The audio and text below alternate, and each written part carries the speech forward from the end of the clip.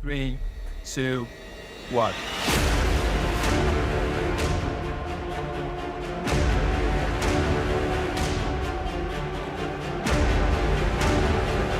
Saving the day.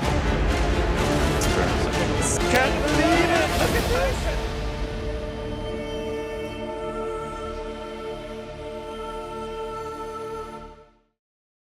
Welcome everybody to the War Room. This is the pre-show for the February OCC. I am your host, Christo. I am joined here by Berto Burrito, by Starry, and by Cornguy. We got Thanatron getting himself all prim and proper to cast our first game. He'll be joining us at the top of the hour for our first matchup, but right now, we're going to break down all of the deck lists. We're going to get to know all 8 players who are competing here for the $1,500 prize pool. I don't think that was right, Corn Guy, but we'll go with it. I don't think that I think it was 8. I think it was that 8. math yeah, I think so too. Let's dive into the bracket and look at the 8 players who are competing. Let's not dive into the bracket. There it is. Wonderful. I mean, I had a month off, so maybe I'm a little bit rusty. We'll have to shake that off here in the first few minutes. But there you see the top 8 bracket. You see J King taking on Green Lemon. You see 66 better against Head. No and 5 taken on Tang Tang. Dandelion against Bamboo. We're going to have J King and Green Lemon as our first feature quarterfinals. No one taking on Tang Tang as our second feature quarterfinals. And then we will take you through the rest of the matchups here to determine who will take home the $750 grand prize. So we've got 8 players, we've got 8 deck lineups to get through. We're going to go ahead and start with the top of that bracket. Berto, I'm going to kick it over to you as we get into J King's lineup here. Actually, you know what? Before looking at the lineup, let's look at the player card here. We've got J King who decided, hey, new rules, right? Only the top 2 players automatically qualify for the OCC. I'll just finish first, avoid the whole qualifier shenanigans, problem solved. He's gone with a 74% win rate, 594 matches, off another World Championship victory. Took a couple months off, back here in the February OCC. Berto, let's go through J King's lineup here and see what he has brought to the table. I would love to, Christo. So, first up, J King has a Japan-Germany Jagro deck running a couple of interesting cards, most interesting of which, in my view, is Enigma, which is not a card that most Jagro decks have been running ever since, well, maybe a couple years now, ever since Famed got rotated, even a little bit before that. Also, Type 96 AA gun, also a nice little elite there that cycles itself. He also has a frontline list, quite standard, no longer running Stars and Stripes, which has become the more popular choice recently, it seems, on ladder. And finally, and most interesting of J King's lists, is a self-damage list, which we don't see a lot of nowadays. But if he's able to find a lot of early aggressive decks, then he will potentially have quite a bit of success with this. But if he gets into some of the slower controls, the ramp decks, this deck can really struggle. We will have to see how it performs. There is a good variety of deck lists as we'll get into here. Flipping over to J King's competitor in the first round, we've got Green Lemon, who is competing in their first OCC, came into the season 16th, went through the qualifiers, and will be going up against the defending world champion here. 498 matches, 68% win rate, still a very solid win rate, has the ever so selfish 507th PIR as their favorite card. Starry, why don't you walk us through what we got going on here with Green Lemon? Well, Green Lemon is sort of a mystery. He is not super active in the Chinese community, so I'm not sure how many people really know about him, but super excited to have him here for his first OCC. His first list is a Britain-US halfway between pin and ramp. It is obviously playing these war machines, just like any good ramp list should. playing very, very few units and playing cards like Enemy Contact and Naval Power to try and pin your opponent out before you end the game of the Commonwealth.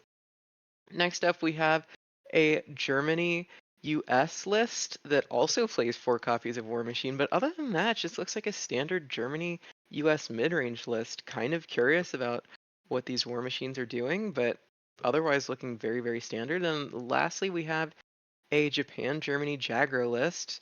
And the most interesting card in this list has got to be that Zerstorer.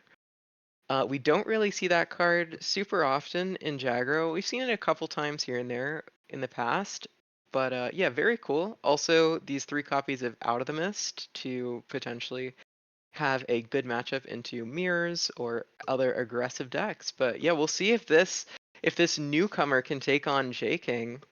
Definitely curious to find out. Green Lemon absolutely has their work cut out for them in this first matchup. So let's dive into our second quarterfinal. The first competitor we're going to see is 66 Better. Somebody that we have seen before, but not all that often. Coming in 7th in the season, though, finishing pretty hot. 67% win rate, 687 total matches. So we're seeing these players compete and compete well for a long period of time. Going into this second quarterfinal, Cornguy, what does 66 Better have himself armed with here today? Great question. Looking at the first deck, we see a unique Brit US ramp list. Not in the traditional sense, there are no glamour boys in this list, so a less glamorous Brit ramp. It does, have the ramp, the production orders, only 1 Monsoon Rot and 1 Carpet Bomb for removal. And interestingly enough, only 1 Honey when it does have a Commonwealth. It does look to use the Crusaders to cycle through its deck quickly to ramp up, build a strong credit advantage so that you can get to your win conditions of Commonwealth and the bombers attacking face. It does look kind of interesting. I'm excited to see how it goes. It looks like it's just trying to cycle cards and just build up a strong advantage early on. And then moving on to the Japan Germany aggro list, we do see a lot of one-offs here. People are still trying to find the optimal Jagro lists. We do see 1 Akita regiment, 1 Winter regiment, 1 Take Liberty, 2 Sendais. So interesting decisions. 1 Kagoshima. Looking forward to seeing how that can play out. Definitely 1 Soccer regiment. This would be a fun deck to watch. And then we move to the German Japan mid-range list. We see 2 Southern plans. We see the Burst of Fire. We see 2 Out of the Mists. This deck it looks pretty flexible. Looks to be a mid-range-ish deck with some some early aggro potential and Comet Finisher. Pretty standard. Get some chip damage in early and then use Burst of Fire to finish him off. Awesome. Thank you for taking us through that. Corn Guy going up against 66 Better. We're going to be seeing a relatively familiar face here. We've got Head is this 4th competitor here today. Playing a whole heck of a lot of matches, 984, coming in 11th, still a near 70% win rate. I do believe Corn Guy has Head going all the way there in his prediction bracket, but before we get to that, let's have Berto break down Head's deck lineup. Right. So first up, Head has this Britain US ramp list, just running 1 copy of Halifax, which is an incredibly powerful finisher, especially if you're able to combine it with cards like Wellington. And he's got the production orders. All these together can deal a lot of damage to your opponent's HQ if you can get to that point in the game, which he looks to with cards like Glamour Boys and Grunguards. Next up, we have a Jagro list Again, a little different from the other decks we've seen. 2 Out of the Mists, and 1 copy of Honorable Death. Lots of little things between the lists. The 2 copies of Nebelwerfer is also really interesting. You don't see that card too often, so I'll have to see how it plays out for him. And then we have a flip on the aggro list, going Germany main instead with Japan minor, with, you know, some of those really good early game Jagro units like Cavalry Regiment, but also getting to run some of the really powerful German elites like Comet, FW, Heinkel. So this deck, a little less popular than Jagro for sure, but it brings some unique aspects to the table, and I'm excited to see how it plays out. Starting to see a bit of that resurgence, sort of the Germany, Japan kind of mid-range E sort of list. So got a few players bringing it. Gonna have to see how it performs here today. Let's look at the bottom half of our bracket. Now we'll dive into our second feature quarterfinal. We got No in 5 as the first competitor here going up against Tang Tang. Again, no stranger, finishing second here in the season, a wild 76% win rate. So absolutely doing a phenomenal job over their 640 games. Starry, how has No One prepared themselves for this February OCC? Well, we see that no one has the War Machine as their favorite card, which absolutely checks out if you know anything about no one. He likes to stick 2 copies of the War Machine in pretty much every single deck. um, sometimes 4, but oftentimes just like 2 copies of War Machine.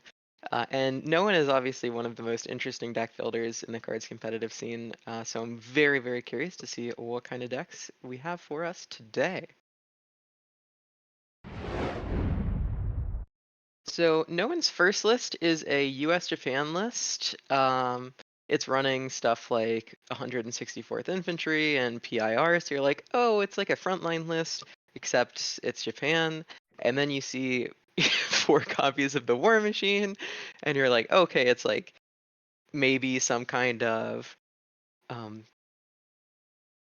OTK list with some of the fighters like Hien plus Bolster. No, no, no, no, no. It has P-47 Thunderbolt, M4 Sherman. This list that's 39 cards. He put 39 cards together and called it a day. Super curious to see how this is gonna work, but definitely a mishmash of a lot of different archetypes. Next up, we have a Japan-Finland Jalvage list, where the only finished card in the entire deck is 4 copies of Scrap Metal, going for those quick credits early on. But yeah, playing that Goshiki-sen, which is great, especially against these Britain decks because it doesn't die to supply shortage. And then lastly, we have Britain-Poland, and it is unlike any Britain-Poland list I've ever seen. It is actually an exile list, taking advantage of MS-406, the French 3/3 plane, and Devil's Brigade, which is an exile card for Britain. And of course, the new Hammer Home, which copies an XL unit and buffs both XL units. So we haven't seen anything like this. No one's 3 decks did not disappoint in any way, shape, or form, but I'm very, very excited to see how this plays out in tournament. I am so very happy that this is our second feature quarterfinal because I cannot wait to watch these 3 decks and see how they perform coming out of Noan's twisted deck building genius mind. So we'll see how this plays out as Noan goes up against Tang Tang here in the bottom of our bracket, coming in 6th, only playing 292 games. Incredibly effective in those 292 games, though, coming in with a 76% win rate. Cornguy, what is Tang Tang bringing to the dance today? Well, he's bringing 3 ramp-ish lists, and we'll break that down. He has that USA Japan mid-range, but with that ramp, as we saw in No and Fives, we're seeing 4 War Machines, we're seeing 2 Southern plans, and we are seeing a strategic bomb. So can you get credits and deny your opponent's credits? If yes, advance everything to the front line and win. That's how this deck works. It's actually it's surprisingly consistent in drawing these credit denial pieces early on, as Baron figured out in the quals. So he like to see, how if they play this matchup versus each other, who will get the credit denial off first. That would likely be a win for that person. Now moving over to this German US ramp list, we do see the War Machines, and then we see a lot of powerful mid-range options, highlighting, the Stuka in here. If you don't have an answer for this Blitz Bomber, it can definitely start discarding cards from you, and it can sit pretty safe on the back line. Also, 3 Through the Breaches, a card very near and dear to me. I don't know why. I like the artwork. I like the cheap 1K ping. And I'm excited to see Through the Breach do work for this list. And then moving over to the most traditional ramp list of this ramp lineup, we do see the more traditional Brit US ramp with a Commonwealth win condition, some board wipes, and we do see 2 strafings. We saw Tang Tang's favorite card was Monty. Fortunately, you can't play Monty in the standard format for now. The 2 strafings are kind of like a budget Monty. You can pin the entire opponent's front line, which is strong in a mid-range meta that we are seeing. So excited to see how this ramp list can play. I think it is a good meta read by Tang Tang, and it will make this matchup between Tang Tang and Head pretty exciting. Right on, Cornguy. I do agree. I feel like we've seen a lot of kind of ramp come through and get squeezed into to other decks. So excited to see how that unfolds today. Let's get into this last quarterfinal. We got Dandelion taking on Bamboo. Let's start with Dandelion coming in 10th. 537 matches, 66% win rate, just waving to the crowd, predicting his victory here in this OCC. Berto, what does Dandelion's deck lineup look like? Let's take a look. So first up, we have a little more variety in this Japan salvage deck. Not only running scrap metal, but also running the Sissio Sato, just a single copy, and the Infantry Regiment 61. So we do get to see a little bit of variety there. We also, again, have this German-Japan mid-range kind of list. One of the differences between the list that we saw before was that Dandelion is running a single copy of Burst of Fire. So if the cards line up right, we might just see a win that kind of comes out of nowhere with that card. It can be really scary. A Comet win condition going from a 3-turn clock on 10 defense on your HQ to going to a 1-turn kill. So yeah, that card is one to watch out for sure. And finally, we have this Red Dawn push OTK, only running 2 copies of Red Dawns, so Dandelion will have to be conservative with their use. Also running Britain Minor for nice card draw with Convoy, Stiff Upper Lip, and Glamour Boys, of course, is really good in stalling out the game long enough to get to that combo. Right on. Thank you, Berto. Let's get to our 8th and final player here today. Let's bring up Bamboo. Taking a look at their player card, 215 games, again, being very efficient, 75% win rate, coming in 28th. But that just goes to show that you have the opportunity to make it through the qualifiers and still get to the OCC. We have one final list of decks to go through. Starry, why don't you take us through what Bamboo is arming themselves with today? Yeah, thank you so much. So the first list is a Britain US ramp list, and this is a lot more traditional than the other Pinish type list that we've seen. This list is looking to finish off with these huge bombers thanks to Halifax, which Berto was so kind to explain earlier. And again, playing 2 copies of Quartermasters as sort of the draw engine for the deck. Once you ramp up to a high number of credits, then you can start using the ramp cards to just draw some more cards. Next up, we have a US Germany frontline list, and this is super, super traditional. Very common, we see it all the time on ladder. And there isn't really anything different about this list than any other list. In fact, I think this might be the same list that I run personally. um, it's just a really solid list, and it has a pretty solid matchup into pretty much anything. And then lastly, we see Bamboo is experimenting here with a Germany-Finland Heinz list, taking advantage of the T26, the Finnish T26. It is a really solid card. It's a 1/3 that gets +2 attack against units with higher attack. And running Lotus Fired as a second copy of Heinz to, sorry, not Heinz, Greif, to reduce the operation cost of all of your tanks. Because reducing the operation cost of your tanks is really, really strong. So super excited to see how this list is going to play out. Definitely the most innovative of the 3 lists. But thank you so much, Christo. Awesome. Thank you, Starry. Thank you, a panel of experts, for walking us through these 8 competitors and all of their decks. Let's just close the loop here, Cornguy. You didn't get a last player to walk through, but you did submit your prediction. Your bracket was submitted. You had head going all the way. Any quick insight into why you thought that would be the case? I made this prediction without referencing deck lists, and I might change to Tank Tank.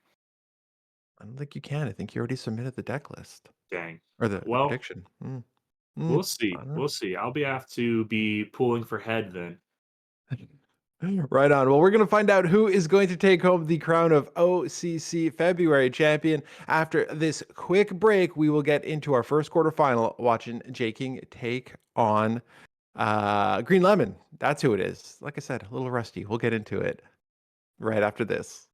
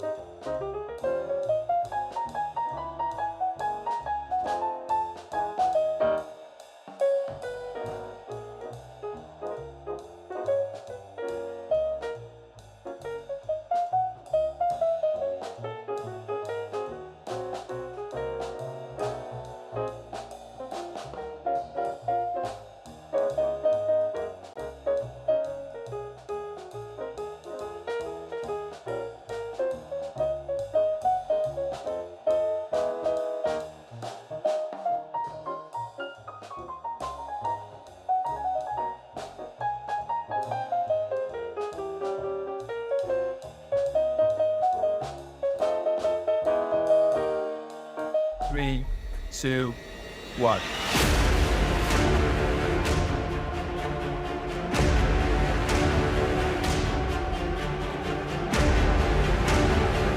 Saving the day.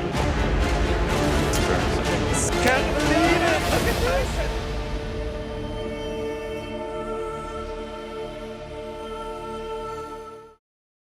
Welcome everybody to the February OCC Clash. We've got 8 players. We have $1,500 in prizes to distribute.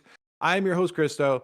I am joined by Thanatron. I am joined by Cornguy. The two of you are matchy today. Look at you rocking your Team Heavy jerseys. When will those be available in the Team Heavy merch store? Maybe by the end of this broadcast. All right, get right on that. That will be the added to the prize pool for next month's OCC. You've heard it here first. Let's go ahead and dive into the bracket to see who will be competing here today for that $1,500 prize pool. 750 big ones go to our winner here. We see the return of J King, our defending world champion, to the OCC, taking on Green Lemon as our first feature quarterfinal. We got 66 Better taking on Head in the second matchup. No and 5 versus Tang Tang will be our second feature quarterfinal. We're going to have Starry and Berto joining us to cast that one. Finally, we got Dandelion taking on Bamboo. So those are our 8 players. We're going to walk you through the semifinals and the finals here to determine an OCC Clash champion for February. We're going to dive into this first matchup and get into the players a little bit as well. Now, let's start with J King before diving into quickly their deck list. Now, Thanatron, you're at the World Championships. You were there with J King. I feel like I heard him say that he's like, oh, I'm not sure I'm gonna compete, maybe not. You're chuckling. I was thinking to myself, is anybody think that he's telling the truth here, or will he just have that itch that needs to be scratched when it comes to competitive cards? He did say he was going to take a break. Now, I heard personally break. I heard a lot of people use the word retirement. I don't know that he ever said the word retirement. So I feel like a lot of people are giving him a little guff for maybe not taking as long of a break as he maybe made it seem like. But I don't know that he was ever upfront about a time frame either. So definitely good to have him back. And I think that this year, hopefully, there's going to be maybe even a stronger sense of competition than some of the previous years. So very excited to get it underway here with him in our February tournament. Perfect. Let's go ahead and bring up his deck list quickly here. Now, you can get the in-depth analysis of all of our players' deck lists on the pre-show that is on demand. Just knocked that out 30 minutes ago. So, Thanatron, let's just quickly take us through J King and the 3 decks that they're bringing here today. Super interesting. J King thinks that it is 2022. He has a completely bog standard set here. He is trying to revert our meta back in time. So super interesting. We see a Jagro set that is becoming more the standard. Jagro getting a little slower, but a little stronger in the late game. 2 big winter regiments and the 2 Schutzens that have been running Jagro for a long time, providing it a little more late game. We see a U.S. frontline that we have all seen tons of, the double Blitzkriegs, the double 20 Panzergrens, providing a lot of burst. And then we see the return of self-damage. We have not seen self-damage play a big tournament role in quite some time. It's definitely exciting to see it back. We see self-damage with some new stuff like Corsun. Corsun came out in Winter War, but that is a little after what some might say the heyday of self-damage was. So I do think that's a very powerful addition, but basically the only addition as far as new materials. So going to be really interesting to see how self-damage holds up in this current iteration. Thank you so much, Thanatron. Now let's look at J King's opponent here in the first matchup. We have Green Lemon. Cornguy, let's have you walk quickly through these 3 decks before we get into the matchup. Yes, this is definitely a serendipitous outcome for Green Lemon on his first time going up against J King on a quixotic and less than ideal lineup for J King. Definitely looks favored for Green Lemon with the ramp. with the German US ramp mid range and with Jagro, I would definitely say favored for Green Lemon and looking to have J King go back into retirement. That's it. Just one OCC comes back. The rookie knocks him out, and he says, "That's it. I'm done. I'm done. It's over." But J King hasn't lost a step. Going in here, finishing the season first. Let's go ahead and take a look at the bans, though, and see exactly what these players are going to be able to wield in this first quarter final. So we do see J King losing that Soviet self-damage deck, which is really interesting considering the fact that Thanatron, to your point, we haven't really seen a whole heck of a lot of that. And then Green Lemon losing the Brit US sort of ramp pin kind of deal. That one is going to be banned. So Green Lemon still gets the mid-range and then that Jagro type of list. As the players kind of get into this first matchup and get ready to go, let's talk a little bit about the bans. Thanatron, you did mention, hey, we've got J King's kind of bringing it back. I do think this lineup is very J King, circa a year ago, maybe. We saw him bring a lot of frontline. We saw him bring a lot of Jagro, the Soviet self-damage, not surprising. Is the ban here a bit strange considering we haven't had self-damage as really a top meta list recently? Sorry, Cornguy going, is a bit distracting, but I think he agrees. Yeah, no, and I would agree as well. I would have liked to see J King's Jagro banned. The easy, I think, logic or the Occam's razor sort of is that I brought a lot of ramp if I'm Green Lemon, and if I brought a lot of ramp, what I don't want to see is getting completely run under and run over by the speed and the damage output of a Jagro. So it is definitely going to be very interesting, and I believe, yeah, we have a Jagro mirror here going first. Yeah, and following up on that, Green Lemon definitely needed to ban Jagro for that logic. He definitely had a very strong lineup into self damage where you can ramp over it. You don't give any targets for your opponent to hit with those burn cards to discount your 34th guards, and you can just steamroll. Instead, it's banned out, and that could really come back to punish Green Lemon here. I did have submit 2 brackets with Green Lemon winning both, but that was on condition that Jagro was banned. J King has to be smiling just as much as his picture up there right now when he saw that ban. Oh me, oh my. Also interesting to note here in our Jagro mirror, Green Lemon, a supporter of Out of the Mist. We see a lot of players from the East and especially China really, really liking Out of the Mist right now, and it's having a huge impact on both ladder and on the meta as a whole. And we of course see J King, running Jagro with none of those Out of the Mists. So definitely going to be a moment to watch, and I think it really helps J King to go first, obviously in a Jagro mirror, but the Out of the Mists can kind of counterbalance that. If J King gets a little bit of board presence, those 1-drops can be stolen quite easily.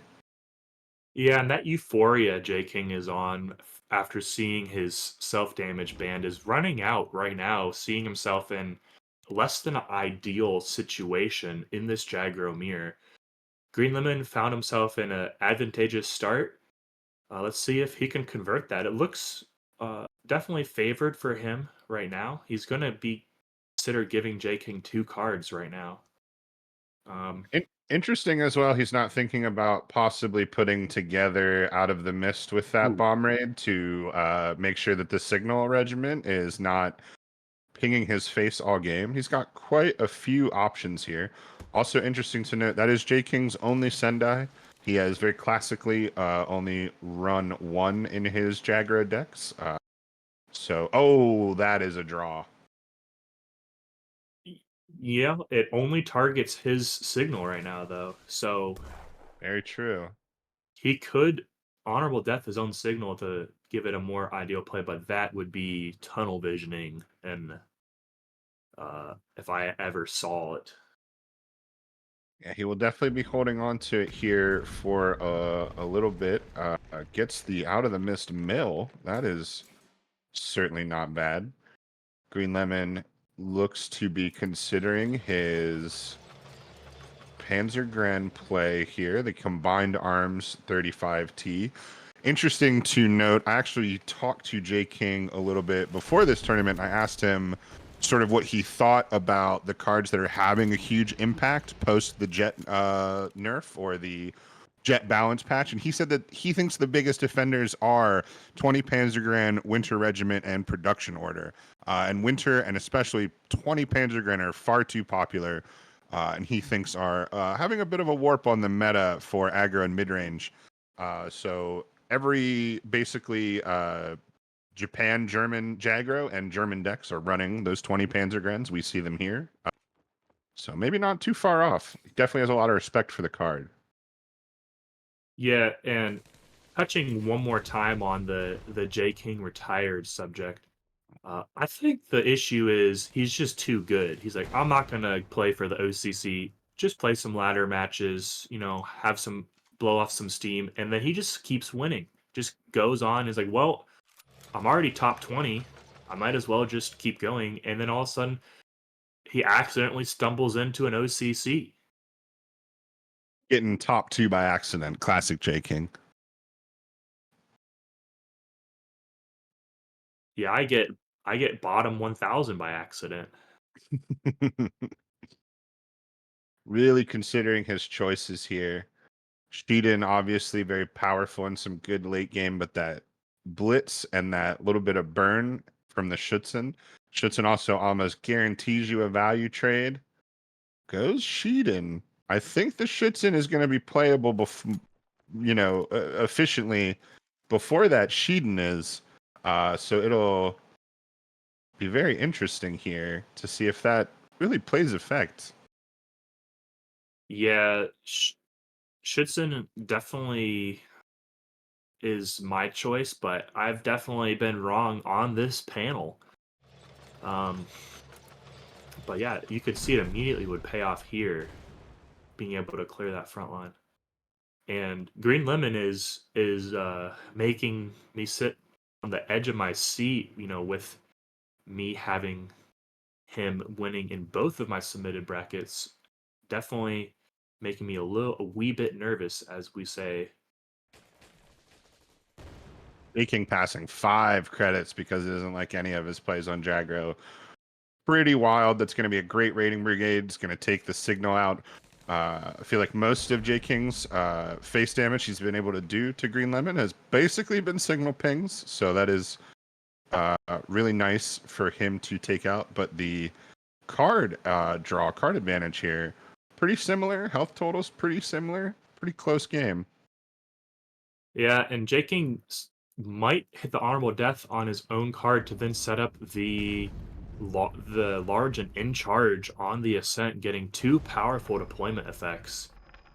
That is very fortuitous for J King, and Green Lemon reeling on the plays of this J King 7.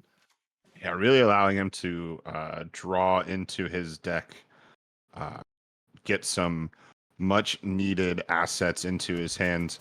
And here comes that Sheeden play. He will just take the face damage, tell J King this is something that you have to deal with. And likely to see this Sendai, or as I say, Sendai. That's a Placement reference. to popular artist Mariah Carey. Yeah. I think that's who that is. Placement's gonna be interesting here. Both players holding their bomb raids, so that Sendai can die basically as soon as it goes back to Green Lemon's turn. You just say Sendai can die. I did. Oh man. You are wordsmithing. But a great play here, and now he's going to take the 50-50 to maybe get his Sheeden back. Oh! And he does a huge backline now. He's got big boys in the back line looking to upset J King in this first game. And yes, Jaking must be pretty querulous after that outcome. You got the dictionary beside you this morning. No comment. It's not a dictionary, it's a thesaurus. Uh, really, really great stuff here. Going up against J King in your first ever OCC game is a pretty wild entry point into comp and tournament play here for Green Lemon. They actually have played some hefty ladder sessions that go all the way back to August 2023. Green Lemon was actually able to get 10th, and then also had a couple other months in the top 100, not quite in the tournament qual area, but in the top 100 in 2023. And then in December of 2023, an 18th to play quals, and then this 16th from January 2024 to make it to our February tournament here. So, first tournament, but they had a lot of ladder reps, a lot of high level comp ladder reps last year.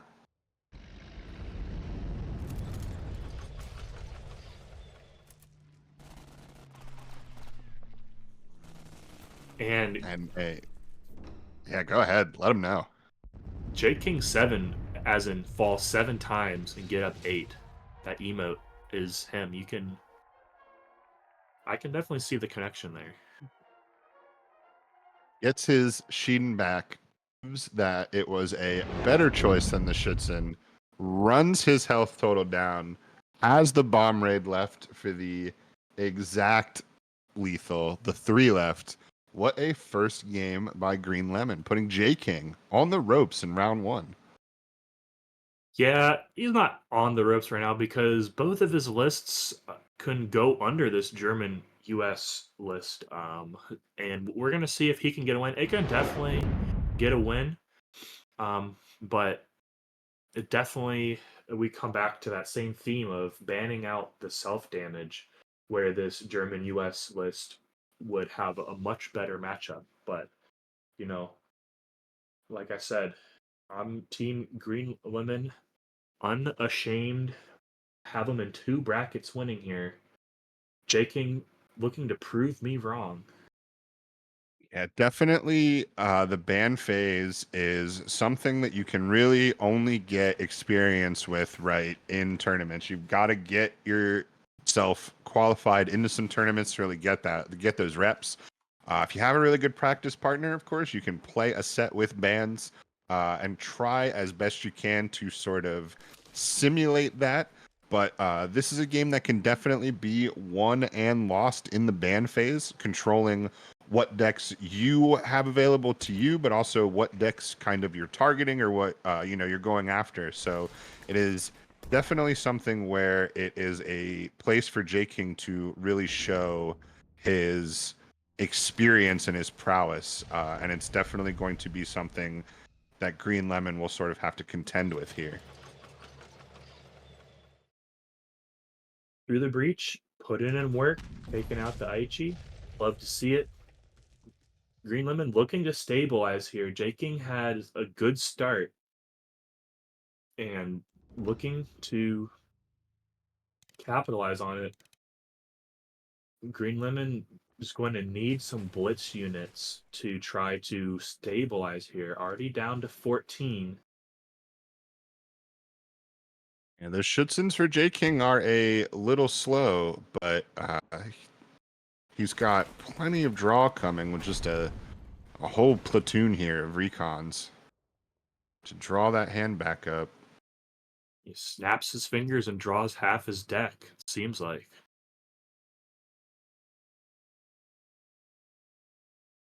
Well,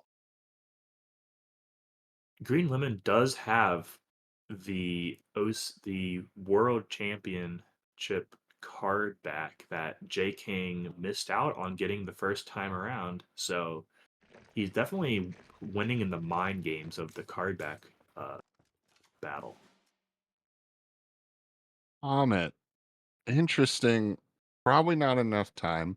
Comet obviously does not care about the AA gun putting it down to 1 health. It's coming back to your hand, right?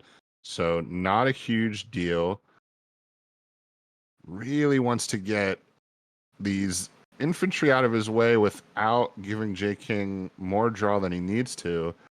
J King again, even with Enigma in hand, still doesn't even need it sitting on whatever the recons are going to draw, and that AA gun's going to cycle itself. A lot of cards coming. Yeah, Jaking's gonna find himself with a lot of cards and a perfect Schützen target after this turn. Yeah, really dramatic value here. I would maybe like to see the 35T come down. I don't know about the combined arms. You do have more 35Ts. But either way, I would think that you'd want to make the value trade on the artillery with your 2-3 on the back line. Save that tank. Again, as we know, that is going to play into Schützen. The Green trade. Lemon maybe playing around Schützen. Ooh. Says, I don't need the value trade. I'm going to keep in the back line 2 Winter Regiments, 2 Schützens. I am comfortable back here, brother. Yeah, that is actually a pretty heads-up play by Green Lemon, showing that citrus fruits might be the smartest fruit. Yeah, good for the brain. Jaking And again with go ahead. these recons. Yeah, the Recon's drawing cards, but not dealing damage right now. And if Green Lemon can stabilize here with, Jaking having Winter Regiment and Schützen in hand, he has a lot of, I'd like you to move up to the front line and punish you. And Green Lemon saying, Nana Boo Boo, I am going to sit on the back line with my fighters. You would think as this game goes longer and longer that the ramp deck is going to have the advantage. Ooh. Draws his own Schützen, makes him a little hesitant on that Folkwolf.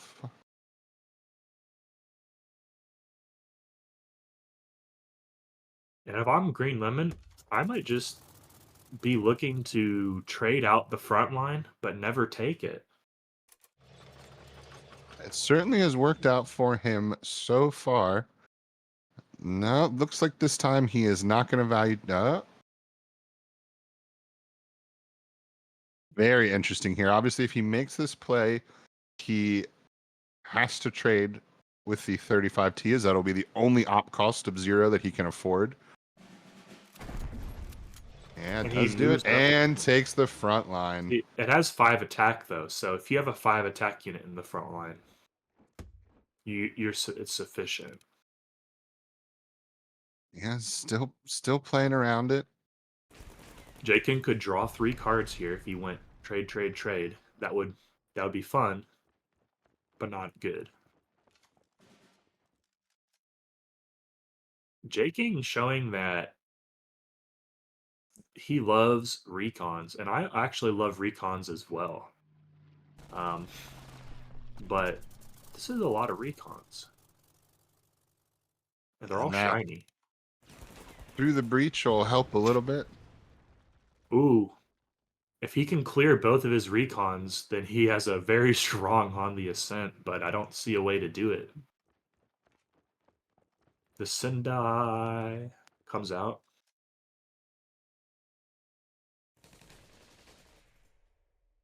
Green Lemon looking pretty good here. J King's list looks pretty proactive against the frontline matchups, but Yeah, if Green Lemon goes Comet here and just decides to do 9 damage a turn, what is J King gonna do about it? Sendai is already down. Everything else is slow. These are big planes. J King right now is a little distracted. He does have his video editor up, and he's making another video right now about retiring again, perhaps. Setting up lethal. He doesn't want to show Comet until it is a killing blow, perhaps. And unfortunately, oh no, go ahead. What are the outs here? Green Lemon coming in with a thanks for the games, feeling very confident about his position. Thanks for the game. He's got J King on the ropes. He's trying to eliminate the world champion in his first OCC game, and he's throwing out thanks for the game.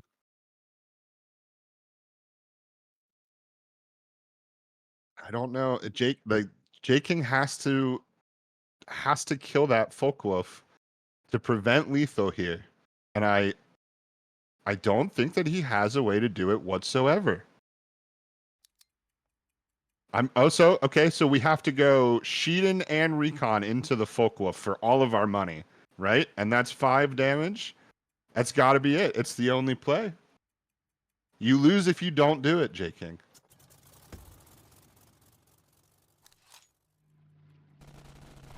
He goes face.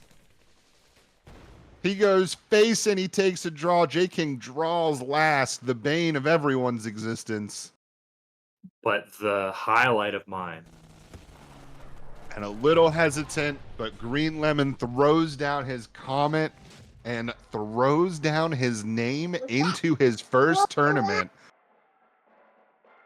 And yes, I also agree with Corn's Child. What a game. That was incredible. I mean, if you looked at the bracket and you saw a brand new first time OCC competitor taking on our now, 3-time defending world champion, you go, yeah, Jaking's got this in the bag. Cornguy didn't think that, though. Cornguy apparently had multiple predictions rolling around growing, I got Green Lemon in this one. Corn, what insider information were you privy to that had you make that decision? Well, my son's in here watching, loving the Green Lemon airplanes just going face, saying, Dad, what happened to the airplanes? And what happened was Green Lemon just had a favorable matchup across the board. J King did not predict the ramp coming out. You know, there was not a lot of ramp in quals. He said, all right, I'm gonna play around frontline. And he gets punished for it because people bring the ramp and pull the wool out, pull the sheet out from underneath him, and he just falls in the first round. I also did see him scrim and realize that the matchups were not favorable for him. And, we talked a little bit about the ban beforehand and how banning that self-damage deck maybe didn't seem right, but we didn't even get there. We didn't get there because that Jagger list really couldn't do any damage. Thanatron, any read on that? Was it a question of draw? Was it the matchup? Was it how J King was playing? Just, normally something that's very aggressive and constantly punching your opponent in the face just wasn't able to connect at all. Yeah, I'm not exactly sure. I would still think that if you wanted to go like complete optimal with the 3 decks against the 3 decks matchup wise, that Jagger would still be the best band. But I think Green Lemon definitely showed us that, he has a lot of trust in his decks and he definitely knows how to play them right. He plays them on ladder. He plays them on ladder a ton. There's no bans on ladder and you don't control what you're playing and it's not an open list. So he feels really comfortable playing those decks into just about anything to bring them here. And I think that he absolutely executed on that extremely well and should be over the moon, super proud. I mean, I'm proud for him of his first ever OCC appearance, taking down the champ. Great stuff. Absolutely. Really a poised series there played by Green Lemon. We're going to see them again in our semifinal. So thank you both. Corn, I'm excited to see you bring out the thesaurus for our first semifinal. So we'll get you back around then. But let's go ahead and bring up the bracket here. Get us up to speed as we get ready for our second quarterfinal. So there you see Green Lemon defeating our defending world champion J King 2-0. 66 better goes ahead and defeats Head 2-0 as well. So Corn's prediction got Green Lemon right, but Head is out the window. So we're going to see Green Lemon and 66 better in our first semifinal in just a minute. Dandelion defeating Bamboo 2-0. Dandelion having some interesting stuff, so excited to see their second semifinal. They're going to be waiting on their opponent, who is either going to be No in 5 or Tang Tang. Let's go ahead and welcome both Starry and Berto Burrito to the stage here for No in 5 taking on Tang Tang. We've already seen our defending world champion get knocked out by the newcomer. Here we're going to have the battle of two very well-known, strong competitors. No one actually being the only player who is returning from last month's OCC. So why don't we go ahead, Starry, and start with Noan, obviously the ramp player extraordinaire. Let's go ahead and bring up the deck list and just have a quick run through because we got some wacky stuff coming up in this matchup. Yep, so no one's first list is a US Japan. It's something. It's playing 4 copies of War Machine, and it's playing some frontline cards like Sherman and 164th, and it's playing some credit denial, some Southern plans. And I really don't know what to make of this list, but I'm definitely interested in seeing it. Next up, we have a Japan-Finland list with 4 copies of scrap metal, looking to get some early credit leads. And lastly, we have a Britain-Poland exile list playing 4 nations worth of cards. Very cool. Love it. I am excited to see any of these that don't get banned compete. It's funny as you were breaking them down, Starry. I like to write notes as to kind of what these decks are to refer back to them. And so the U.S. Japan started with it's a ramp frontline thing question mark. So we'll have to see how it plays out here in this matchup as no one takes on Tang Tang. Let's go ahead and bring up Tang Tang's deck list. Berto, why don't y'all walk us through quickly what we see on our screen? Well, Tang Tang also has a ramp frontline Japan minor thing, with a fair few differences though. Running 2 copies of Sovereign Plan instead of 1, not running a single copy of Expansion. I would call Tang Tang's list a little less out there. Maybe a little more disciplined, but maybe the creativity of Noans will lend itself to this matchup. And then we also have this German US ramp deck again. And it's more of like a mid-range style with the 5th Rangers, the Schutzens, all that good stuff. And then finally, his 3rd ramp list in a row, a Britain main one, looking to close out the game with Commonwealth. Awesome stuff. Let's go ahead and take a look at the bans and see which decks the players will be able to play here in this quarterfinal. So no one losing the Brit Poland exile thing. Still gonna have that Japan Finland salvage list and the US Japan thing that we got going on. On Tang Tang's side, Tang Tang is going to lose that US Japan less out there, but still kind of out there list. Going to be able to keep both the Germany and the Britain sort of ramp kind of things. Let's dissect this a little bit. And Starry, I'll start with you. We'll continue to have you kind of walk through some of Noan stuff. You're looking at these 3 piles, I guess.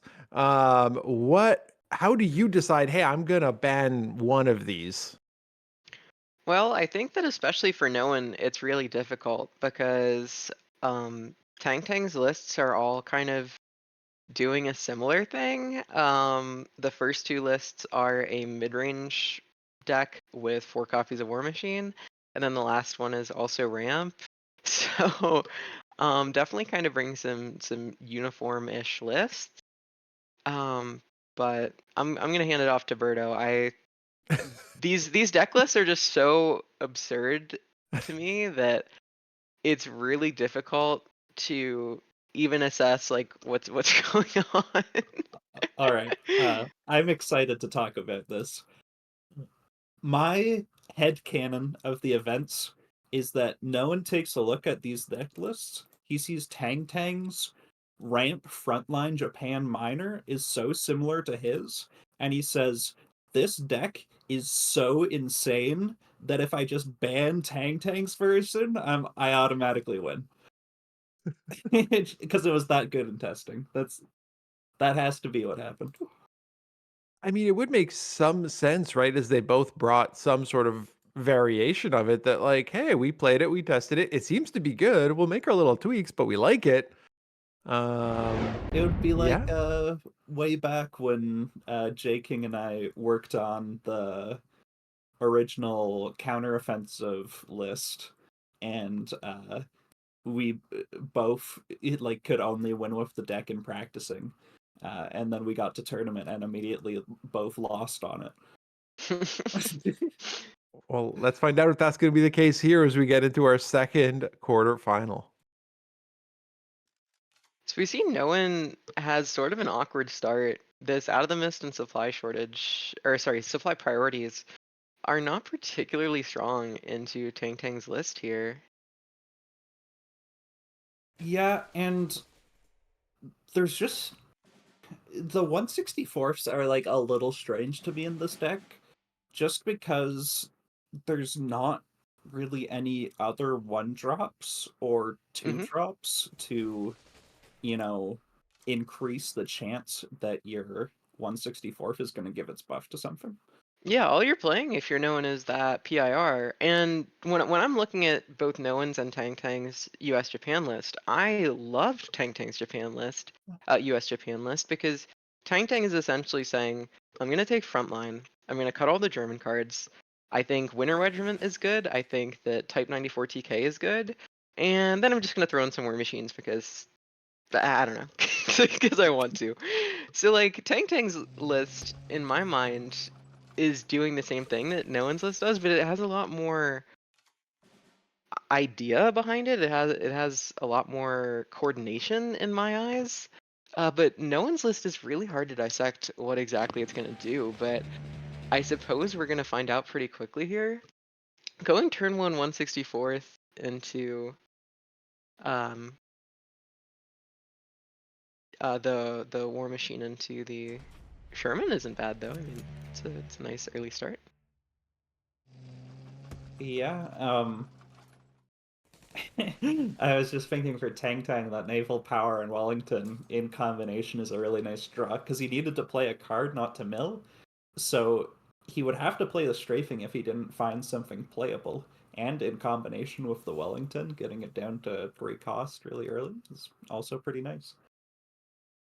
Yeah, very very cool to see strafing. We saw strafing a little bit during that H39 SWG meta, just to blow up some enemy artillery. But I really like it as just a panel units in the frontline card. Um, it plays into that Commonwealth win condition really nicely. And yeah, I just think it's a good choice. Yeah, I totally agree. Um, And we can now, see no one's out of the mist and supply priorities just sitting in hand. And when Tang Tang is so close to being able to drop Monsoon Rot supply shortage, these 2 copies of We Can Do It in no one's hand are looking so awkward. But maybe it takes Tang Tang longer than he would like to find that supply shortage. It totally is possible. No one really doesn't have a whole lot of follow-up from here if Tang Tang does manage to wipe the board. yeah, and both these Shermans have supply shortage on them already, so it was even an option for Tang Tang to just rip the Monsoon Rot, but you don't have many copies of Monsoon Rot to work with, and as soon as those are out, no one is able to immediately start just flooding the board, and you won't really have any ways to deal with it. Yeah, and if you're Tang Tang, you gotta be a little bit worried about no one's absolutely massive hand. It's really a difficult decision to burn a Monsoon Rot when your opponent is sitting with 7 cards in hand. Especially when you don't really have any follow-up after that. I don't think Tang Tang has the luxury of burning the Monsoon Rot that early. Just because we know that no one's hand is a little bit slow, doesn't mean that Tang Tang knows that. Yeah, I completely agree with that assessment. Um, it's just, it's one of those things that you look at every turn and reassess hmm for pretty much every turn for the rest of this game until he plays it. Yeah, so no one has the opportunity to bust off these 5th Rangers, or instead maybe go for like, we can do it and just attack for 6. Um, Neither one seems super great. You could also go for scouting party. kind of counterplaying around your opponent's supply shortage. Yeah, what I was thinking might be a good middle ground is just Fifth Rangers as a 4/4, push up, play the War Machine, hit your opponent for 6, get a little bit of board development, but not so much that your opponent wants to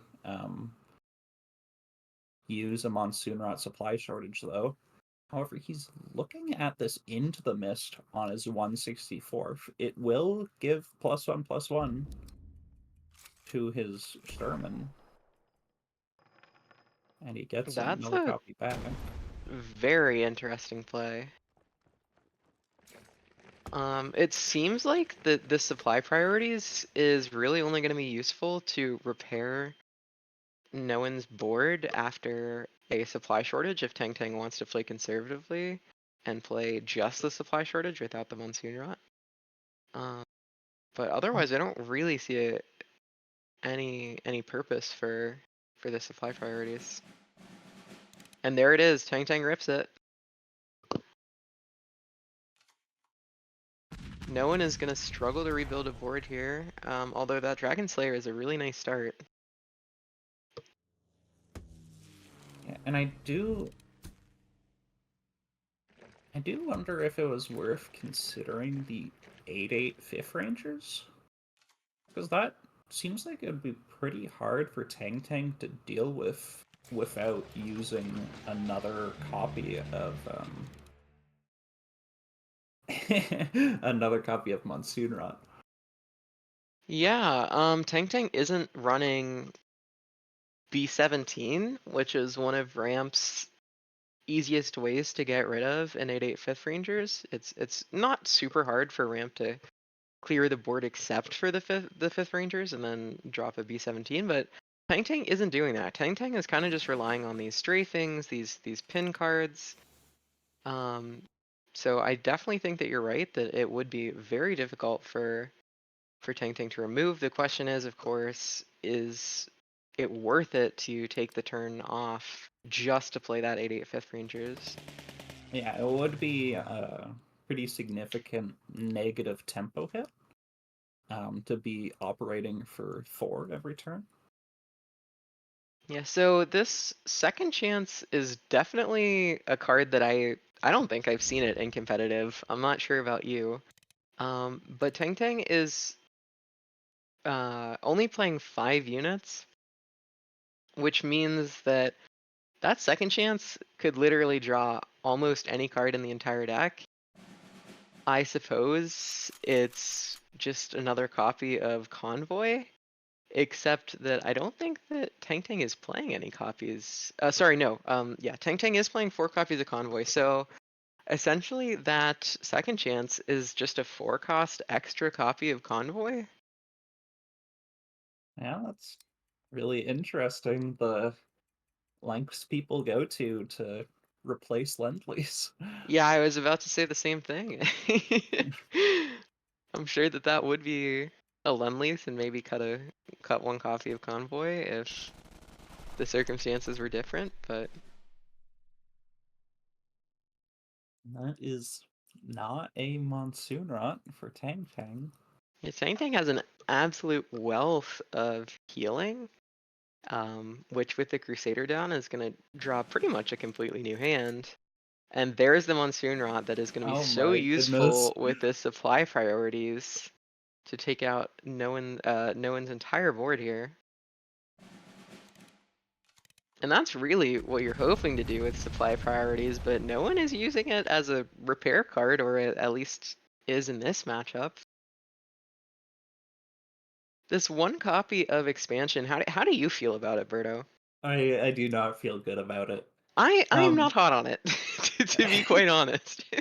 I know that it's not quite as bad as it looks, because you look at no one's deck and you say there are 5 cards which are Japanese units, if you count Scouting Party, because it's pretty much a unit, summons 2 units.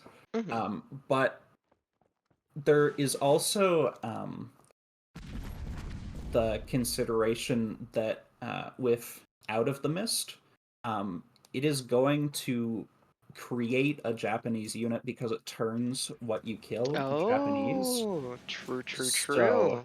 there is some benefit there, especially if you're playing against somebody's Jagro, for example, because then that gives you the opportunity to, kill like a cavalry or something and move it to the front line immediately. Anything with blitz that you're able to take, and there is a lot of blitz in the meta right now, makes the expansion more viable. Mm-hmm. I don't know if it makes it viable, but it makes it more viable. Yeah, it's definitely one of the more bizarre plays that you can make. So Tang Tang has the option here of double pinning the 2 1-cost units and then using the actually Tang Tang doesn't have enough credits for that anymore. I was thinking that maybe you could double pin and take out the Skytrain with your B-24 to prevent a Sherman draw, but that is not going to be possible unless Tang Tang had 2 more credits. But he I think can there was prevent the expansion draw. I think that there's a genuine consideration last turn to keep the Crusader in the back, just that it wouldn't be killed by a Blitz unit, and War Machine just to get rid of a card in your hand, even though it would have been useless as you would have been going from 11 to 12 credits. But Tang Tang instead opted to push up the Crusader, kind of sealing its fate, I would argue. Yeah, no one going for the Sherman rip right away. He Yeah, knows and with that hand, I kind of agree with that play. Yeah, and Tang Tang has not held up credits for a long time. This time he's holding up 3 credits. He has an Ultra in his deck. He's almost out of cards. It makes sense to not be too keen on the expansion line before the Sherman line. Yeah, Tang Tang has 0 more copies of Monsoonra, right? We saw Tang Tang play 2 Yep. already. That's exactly correct. So how is Tang Tang gonna manage to out this board? Tang Tang should have 1 more strafing, I think. It might be worth it just to take the like pin the Sherman here, take the 5. Well, I guess if no one pushes up that 1/1, then it'd be taking 9. But yeah, man, Tang Tang is definitely in a sticky situation here. That 25 health total and being able to cast Commonwealth pretty easily if he can just manage to survive for 1 turn really without taking damage, but that's easier said than done. I was actually kind of hoping that Tang Tang was going to select the 2 damage option to the Sherman because it was taking 2 supply priority hits anyways. I just think it'd be hilarious to deal 2 damage to that unit. Well, Tang Tang managed to do it, and I don't see a way for no one to actually prevent Tang Tang from playing the Commonwealth here. It would only take no one to 4 instead of killing him, but it'd be a pretty easy follow-up with the B-24. However, no one does have that expansion in hand. Also, the naval supply run, you can just attack with the Skytrain for 2, and then Oh, true, true, true. I didn't even think about that. then Tang Tang would need to draw something like a fortification or a naval power, and I'm not sure how many of those he has left. Yeah, you're absolutely right. Very unorthodox, not the easiest thing in the world to see, but effective, and Tang Tang is now out of cards in deck. And no more healing at all, which means Tang Tang is... And no one seems out to of this recognize game. that it is going to be quite difficult for Tang Tang to win here. Yeah, you can trade off the 6/6 Sexton, the other one, or also trade. Right, of course, you have to trade into the Skytrain first, so it doesn't work either. And first round goes to No one 5. No one got there with a heck of a 39 card pile. I'm telling you, he knows this deck. He's tested it. He knows It's too what's up. cracked. It's too good. So no one is gonna be on this Japan deck, this Japan-Finland Jalvage deck with only the scrap metals. And I think if you're tanking, I think the Britain list is much more consistent against this, which it seems that Tang would concur.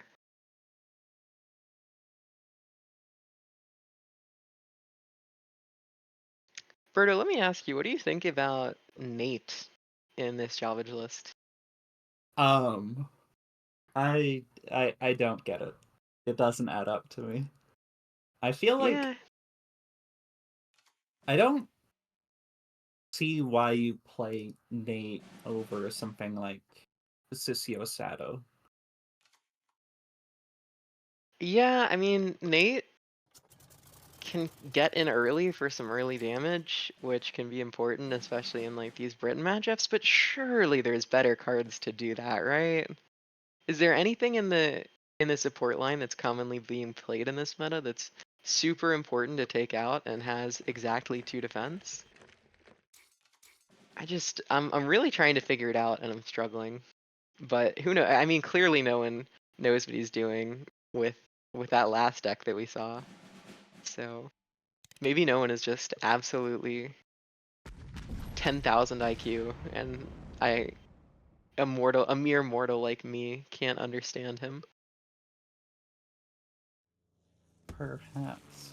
He gets this one cost 2/2 guard Japanese unit, which is not a great hit. It's certainly not the worst one you're able to get. It's no Himeji regiment, but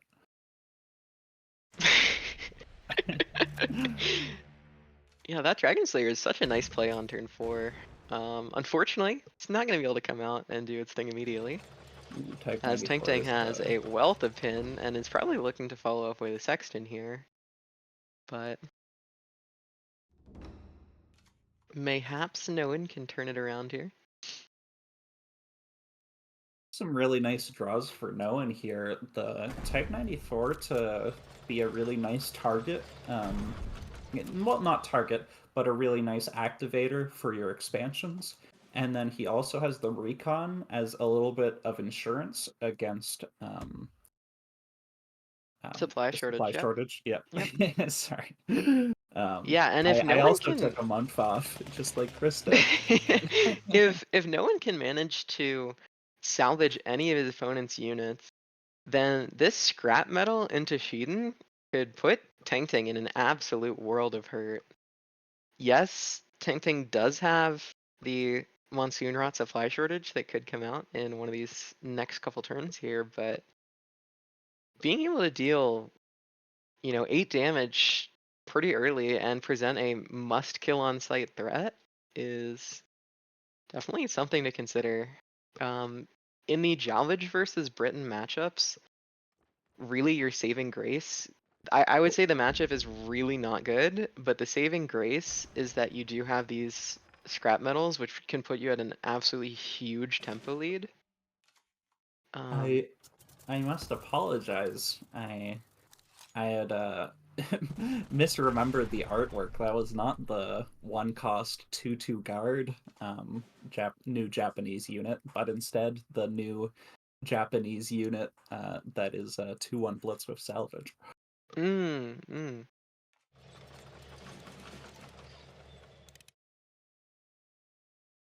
Now, And Tang has managed to pin that Dragon Slayer like every freaking turn. and knowing he valued killing that Sexton really highly. He burned a lot of resources to do it, and it played into supply shortage quite hard as well. I do wonder if he was able to really afford to do that, but at the same time, if you're just leaving Sexton on the board, then it's just grinding value each turn as well. So it was really kind of an impossible place for no one to be put in. Yeah, Tang Tang has managed to pretty easily recoup after no one had that huge tempo swing. And when you're Britain against Jalvich like this, it is really, really easy to keep the lead, especially if you have Crusader going. So it's going to be an uphill battle for Noan if he wants to get back into this game. Yeah, and even more pin with the enemy contact Tang Tang just found. No way for no one to get rid of this Crusader, which means the draw keeps on going. It is looking dicey. Monsoon Rod is a very interesting play here. I was expecting that Tang Tang would start with like enemy contact. Yeah, Monsoon Rot kills the frontline recon and the plane in the backline. Mm-hmm. And those, I mean, are the most important targets for sure. He already has the backup Monsoon Rot in hand. The only sort of con here is that he's not denying expansion draws potentially from no one. Just because there's still this other recon that's able to move up, but no expansions for no one, apart from the 2 that he's already played. And I think he might only run 3 copies, so I guess that's kind of a non-issue from Tang Tang's side, not being able to prevent more expansion draws. There's only 1 left. Yeah, no one hits this huge Goshiki-sen. This is one of the strongest cards in the matchup versus Britain, because Goshiki-sen is immune to damage on your turn, and supply shortage deals damage on your turn. Which means that if Tang Tang wants to eliminate this threat, he's either going to need to spend the B24 and trade it off, which is not the most effective use of a B24, I can't lie. Or Tang Tang can try and supply shortage the rest of the board and then trade in the Crusader. Sorry, like Monsoon Rod supply shortage the rest of the board and trade in the Crusader, but that's going to be a little bit of a challenge. Also, I made a small error. No one does run 4 copies of expansion. This is pretty weird from Tang Tang drawing last here and getting punished for not reducing this Wellington's cost by a lot more. That Wellington would be absolutely super credit efficient, absolutely great to trade off with that Goshiki-san.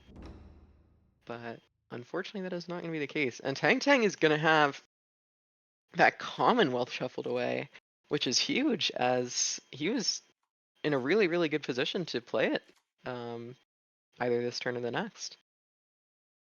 That's true. This is still a pretty good hand for Tang Tang, though. Short of managing to find the Commonwealth, of course.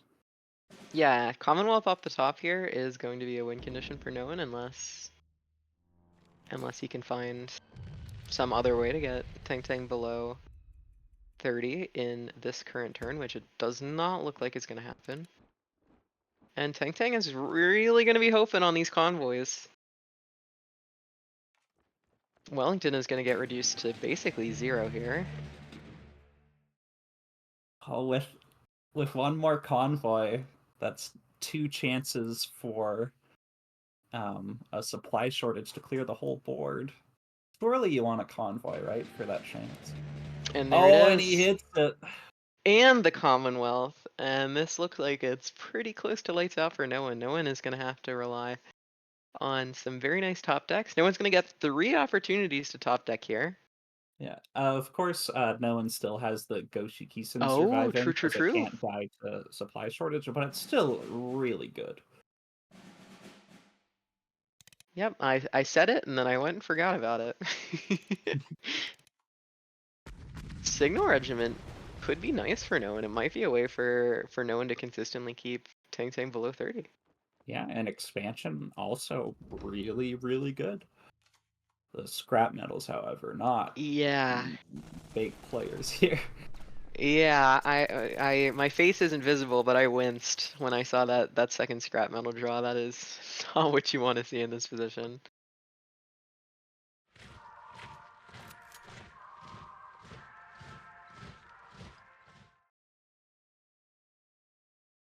Now, we probably have to see Wellington into the Goshi Gisun.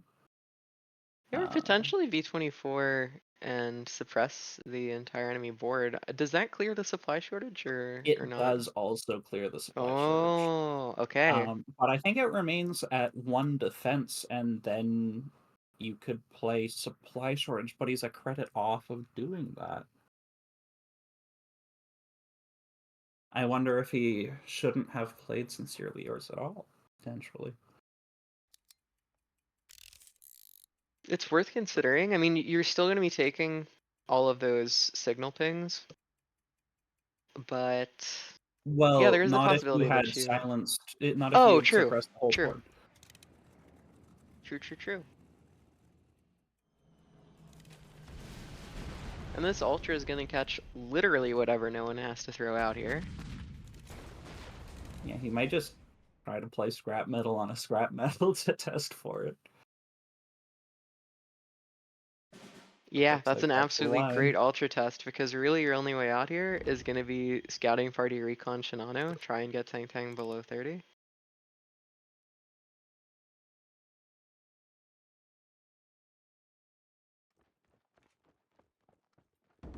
And that guaranteed. Oh my gosh! What are the odds? What are the odds? I was gonna say there's only one possibility that Tang Tang manages to stay above 30 there. Oh my gosh, I feel like we're gonna have to do some quick maths and calculate the odds of that because that is absolutely crazy. Now, do I think that no one had much chance of getting back into that game? Not at all. But you cannot deny that that was a pretty lucky Shinano distribution for Tang Tang there. Yeah, it's absolutely a hilarious game for that. A hilarious way for that game to end. But if you think about it, even if you weren't playing Commonwealth that turn, you have the suppress to pretty much completely negate Noan 5's entire board, and just hit him in the HQ for a couple of turns. Maybe look for a little bit of healing to play with the Commonwealth, but man, still very funny. So Tang Tang is playing this German-US kind of frontliney list with 4 copies of War Machine. Tang Tang has done this twice in this tournament. He brought Jagro not Jagro. He brought Frontline with Japan secondary instead, and is like, what if I threw in 4 copies of War Machine? And then he also brought Germany US mid range, which is essentially just like nation reversed Frontline. And is like, what if I brought 4 copies of War Machine? So, a little bit of a rough start though for Tang Tang. Yeah, sorry, I was just looking at the lists. Did Noan 5 keep both of those out of the mists? Because I know he saw 2 of them in his opener. I don't know if you... I was looking at the list because I was thinking, like, what is out of the mist good against Tang Tang in this list? And there's not... the options for that out of the mist hit are really good targets, but there's not too many of them. There's a single copy of Geberg's Pioneer and 2 copies of the 22nd Infantry, which are amazing hits, but not particularly likely, and they are going to come down on turn 2. Yeah. I think that you're absolutely right. I think that keeping 1 copy of Out of the Mist to potentially kill off one of your own units, get a huge credit lead, is definitely worth it. But keeping the 2nd is a little bit questionable in my eyes. And Tang Tang is going to have a real difficult time getting rid of this Dragon Slayer. No one has the opportunity to double Out of the Mist into this M10. Or alternatively, even drop the naval and trade it out with the Type 94 TK. Although I think that the Out of the Mist is inarguably the better play. And now no one has 2 opportunities to silence Tang's units, although are there any units that Tang plays that are super worth suppressing? And the answer is not particularly. Maybe 5th Rangers? Other than that, nothing super hot.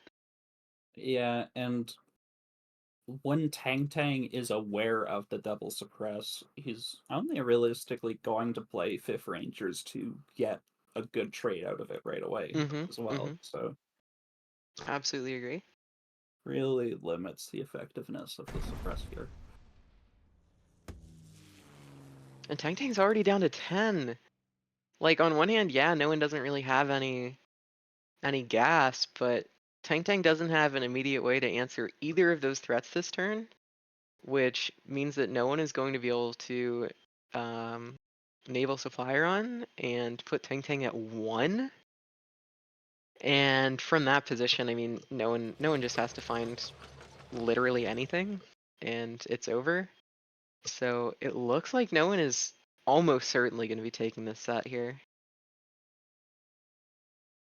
Yeah, that's the thing about German ramp, is that neither Germany nor US has guard. Neither have significant or very effective ways to gain HQ defense. So it leaves you really vulnerable. Even if you hit your war machine on 2, if you've taken too much damage in the early game, it can just ruin you. Yeah, what Tang really needed off of that Panzer IIIH was either a Through the Breach to take out this Type 94 TK, or a Red Devils to come in and trade it off, and that way you're only taking 6. And from 4 life, it's gonna be a challenge, but at least it's doable. But I mean, at this point, Tang has absolutely no way to get out of this, because even on the following turn, there's not going to be a way for Tang to clear that about to be 6/4 Dragon Slayer. Instead, no one opting for the scouting party. Yeah, so I was thinking about this. Just because it still sets up lethal if your Dragon Slayer survives. But I'm not sure if there were a combination of cards from Tang that he would be able to clear the board. I don't think I so at guess all. no, there's a few combinations. If he just had double 35T, he would be able to trade and double 35T into it. And So that's a reasonable thing to be worried about. Tang either has to trade off with the Comet or with the 35T and the 3H. And it looks like Tang's deciding just to trade off with the Comet here. Yeah. And it's worth noting, Tang actually would have been able to full clear that turn. This is absolutely not crazy. quite, actually, because of board space. The fact that no one did not set up that naval supplier on that turn is I am completely dumbfounded at that. And he probably wishes he did with the Ejin Shinano draw, which would have represented a very realistic chance at lethal if it didn't get discarded from the naval supply run, and Tang would also be on 1 defense.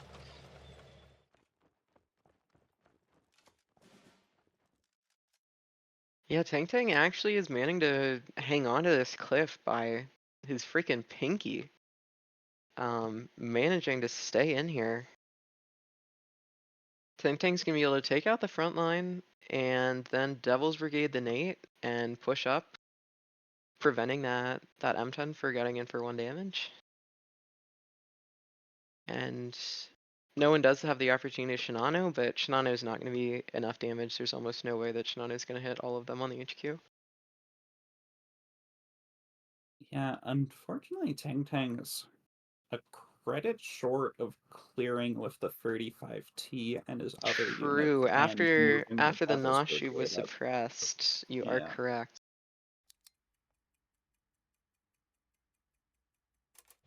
So it looks like no matter how he does it, the most defense he's putting in the front line is a 2-3 Cancer Breach. And He has to take out this Nate here. yeah. And he manages to do it just in the nick of time with half a second left on the clock. But that is going to be lethal. No one can play the 15th Cavalry, trade off, double push up the M10, and play the Naval Supply Run, and that is going to be it. I'm a little confused. Oh, sorry. I was thinking that the Tang was at 3 health. Oh my gosh. But wait a minute. If no one salvages the 35T, that's 2 credits, he has to play another infantry 4 credits, then he can play the 35T. Not enough to also Naval Supply Run. Oh, and oh my goodness, this time it's the 2/2 guard. They look the same. I wasn't gonna say anything. I wasn't gonna say anything. I can't tell the difference between these 2 cards. It's okay. We both made a little bit of a mistake there, but no one has managed to continuously present lethal pretty much every turn, and Tang has managed to clear it pretty much every turn. And Tang has the opportunity for some huge discards here. Absolutely massive discards.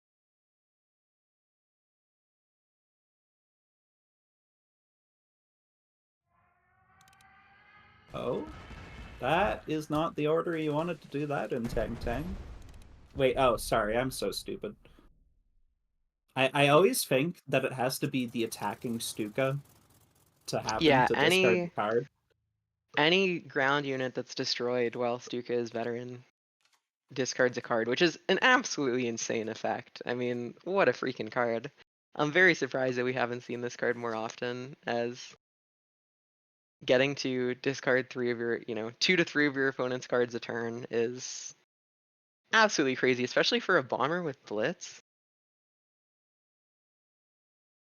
Yeah, just that one small mistake from no one earlier has snowballed into Tang getting completely back into this game. On one hand, no one is going to be able to drop this Horo, which with the Naval Supply Run would be enough to deal lethal to Tang, but Tang, I was gonna say Tang had the option to suppress it, but after Tang burned the M10, that is no longer the case. So Tang is gonna have to find another way to clear this Horo here. Why is he going over that scrap metal? Looks like he is searching for something, potentially a Shuden. Yeah, I suppose so. But looking for Tang's deck list, how does he deal with a Horo? Yeah, I mean this 3H better find something, because otherwise the game is gonna be over. What world did I just walk into that I'm suddenly casting a tournament and I'm looking down the barrel of a Horo and saying, how do you ever beat this card?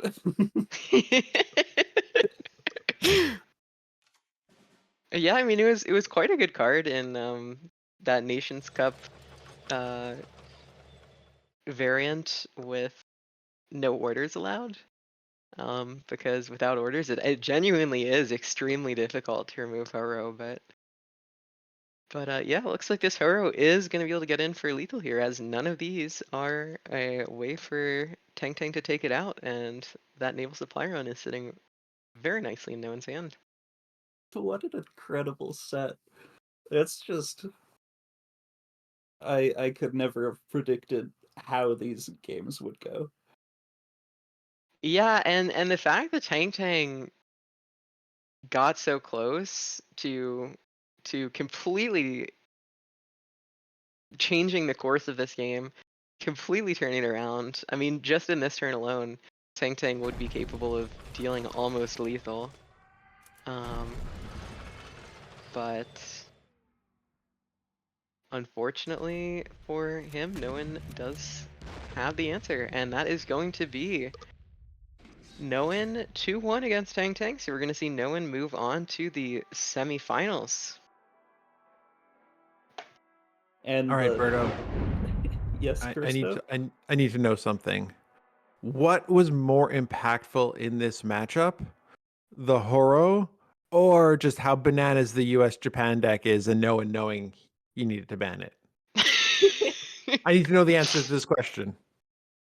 Yeah, so I think that if no one made the right call, if he didn't ban Tang Tang's US Japan frontline ramp Jagro expansion hybrid control, then it would have been an easy 2-0 for Tang Tang. So, no one really just set himself up for success here. And I don't even know where to go from there. What is serious though? That second the second game where one ping on the HQ would have prevented Commonwealth. Starry, did you end up doing the math at all? Because that was bananas as well. I don't know how many pings there were, but It was Yeah. 5 pings and it was a 4-1 split. Yeah, so it needed to have 2 pings. Yeah, so all of the pings needed to hit the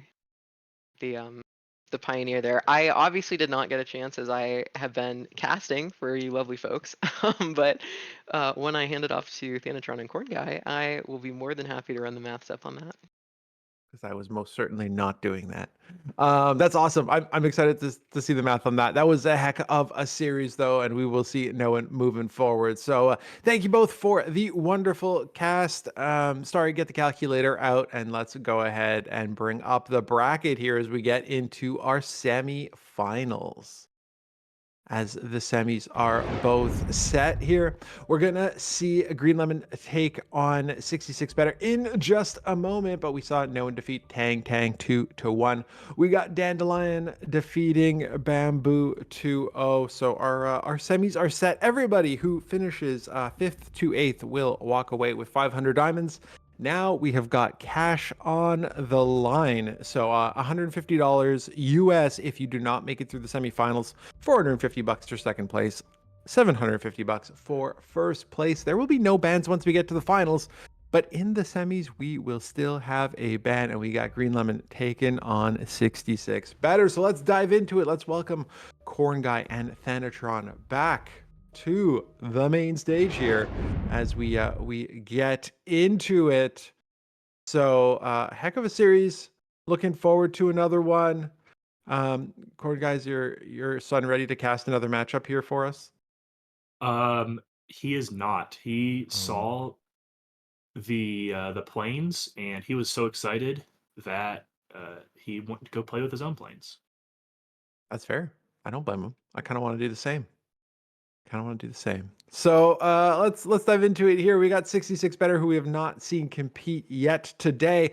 So why don't we go ahead and take a little peek at the deck list, and Thanatron, maybe you can give us a little bit of insight here. We did do more. Okay, we're gonna start with Green Lemon then. Let's do that. Thanatron. We've seen this one before. You can give us the quick run around of it.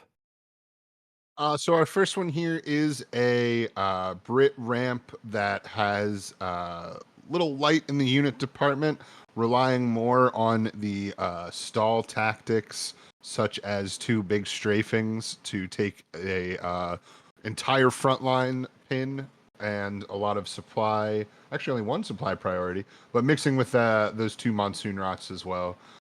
So trying to stall out the game and get to that Commonwealth, make some money while you're doing it with the war machines. Next, we have a German US, where we see some more war machines, a little bit more ramp, and then we also see some just big German cards like your Folkwolfs and your Comet for finishing power.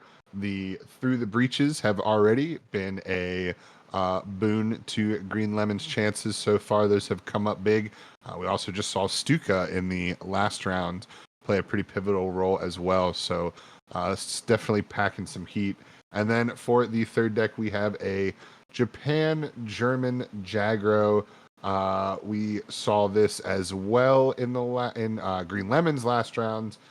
We saw his Shiden come up big, Schutzen, of course, as well. 20 Panzergrens have been big since they've debuted, as well as TK Early, some of the new stuff in there that's really paying dividends. Awesome. Thank you so much, Thanatron. Let's flip it over now to 66 better. And Cornguy, let's have you walk us through if indeed this lineup is better. Yeah, well, 66 better, giving us a big salute in the picture. We know that Green Lemon is putting the line in Sublime, but 66 better's decks might be just better. Looking at them, he does have a Brit US ramp list, a little bit more traditional. It does have the Commonwealth for a win condition, and it does have the Lancaster. Only one Monsoon Rot, looking with 2 Crusaders to cycle through the deck pretty quickly. It'll be interesting to see if we get a Brit Ramp matchup. I guess we'll have to wait for the bans to see. Then we have a Japan-German aggro list with a soccer regiment. Will we get to see that played? I hope so. Pretty traditional, just trying to go fast and do a lot of damage. And then we have the German-Japan mid-range list. It wants to deal early damage and then look for that burst of fire lethal. And I'm excited to see this match. Awesome. Let's go ahead and take a look at the bans and see exactly what these players are going to have access to for this first semifinal here in the February OCC. Green Lemon once again losing that Brit US Commonwealth deck, and looks like on the other side the Brit US ramp will be banned again. So no Commonwealth in this series. We're going to be looking at I guess a fairly similar matchup. Otherwise, the ally on the Germany deck is going to be different, both kind of mid-rangey and then a little bit of an aggro sort of lineup there. Thanatron, any specific thoughts now? Banning both of the, I guess, slower, more control-y style? Is that just in consequence of them both having a little bit more of an aggressive lineup otherwise? Yeah, I would say that I think so. It'll be really interesting to see what the German mid-range can do, the German-Japan mid-range, right? Because you're bringing that, I think because of its versatility, you probably feel that it kind of has maybe a better matchup spread than some of the other decks that are maybe more specific in what they're trying to target. So we'll see how that versatility plays out here, right? Is it going to really help 66 better, where his opponent is kind of now double aggro, or is the double aggro going to be too strong, too fast, right? So can kind of go either way. Excited to see. Awesome. Cornguy, I'm curious because you did bring up, I believe, it might have been in the pre-show actually, the Brit US ramp on 66 better side. No Glamour Boys, only playing 1 Honey, still trying to pull off the Commonwealth, which, that's not a ton of healing in that deck. And your opponent's running a little bit more of an aggressive lineup. Any consideration there for Lemon to say, like, hey, I think I can keep him within a range where he can't pull off Commonwealth? Maybe I do let that one through and just kind of push some damage? Yeah, there's definitely a thought. I think that he was just wanted to avoid the Brit Ramp matchup because that would be potentially messy. I really have to look at it from the player's perspective a lot more and really scrim it out to say for sure. But we won't be seeing it either way. But we're going to find out if they made the right choice here as we dive into our first semifinal in the February OCC.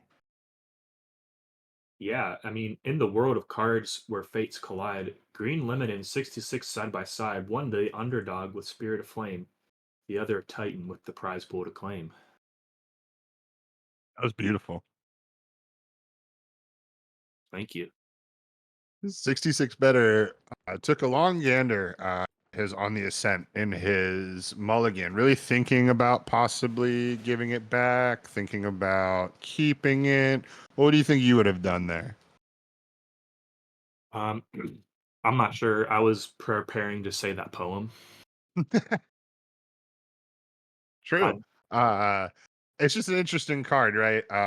There's going to be a lot of stuff on the board, but there's also going to be a lot of stuff on your board, and the double-edged sword of on the ascent.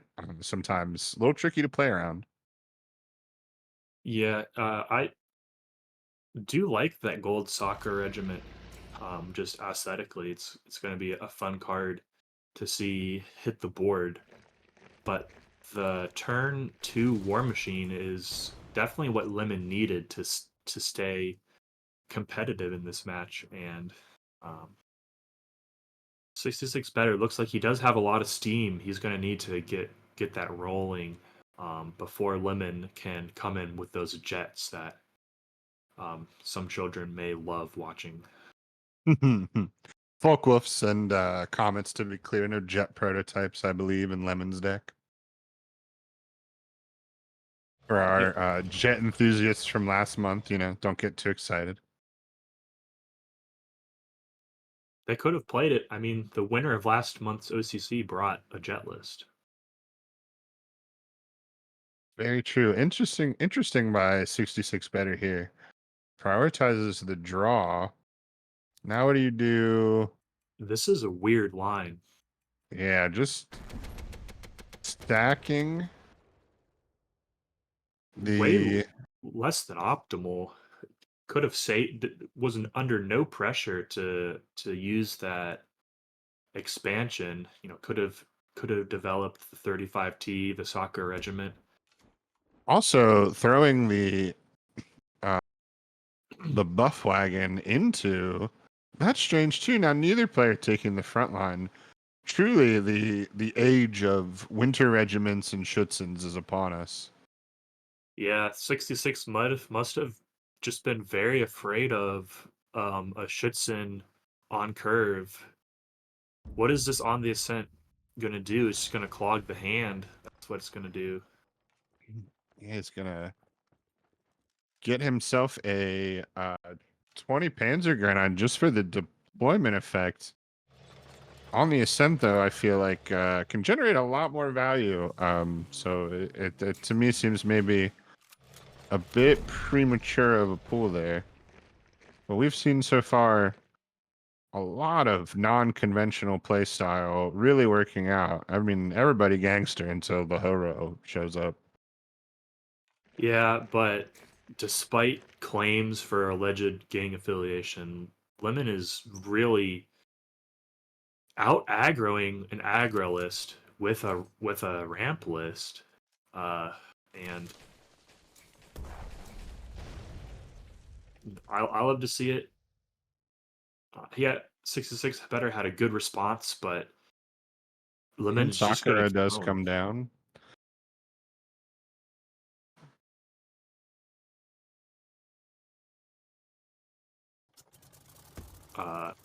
Have you ever been to Rangoon?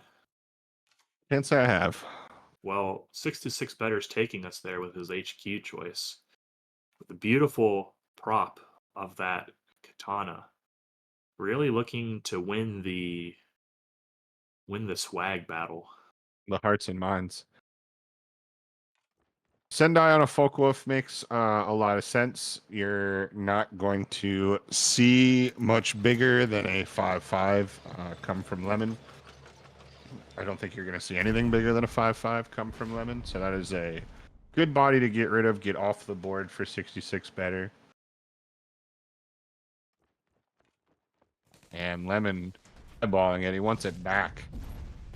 Says no thanks. I like my 5/5s. I brought those for a purpose. Definitely a little known detail. Lemon does have that Alpine synergy in this list, and we're seeing it come in big, putting his units outside of Shinano range. Yeah, that 1/1, it's only 1/1, but now suddenly the if he's able to clear the 3/3, maybe with uh naval supply or something, the 35T only trades into it instead of being a value trade.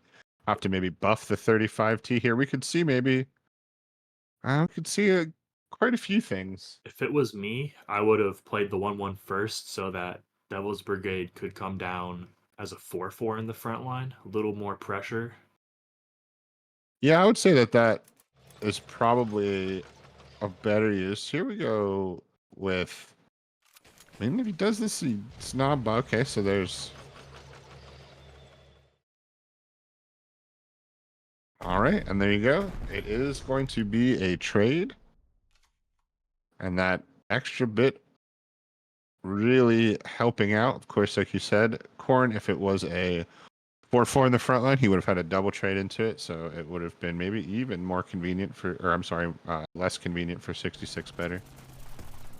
And now these Folkwolves are here just to beat down the doors. Yeah, 10 damage on board, putting 66 better on a precarious position. Dragon Slayer is a good start. A Japanese German Sherman is definitely a mouthful. Wow. Instead of trading, considering just going face, and he does. He does have lethal from hand with that supply run. Sets himself up. Yeah, with the 35T has it too if he doesn't lose anything. But here we go instantly with a good suppress and trade. And now we're doing 10 damage, setting you to 5. You got to clear both Folkwolves to survive. You can clear one pretty easy.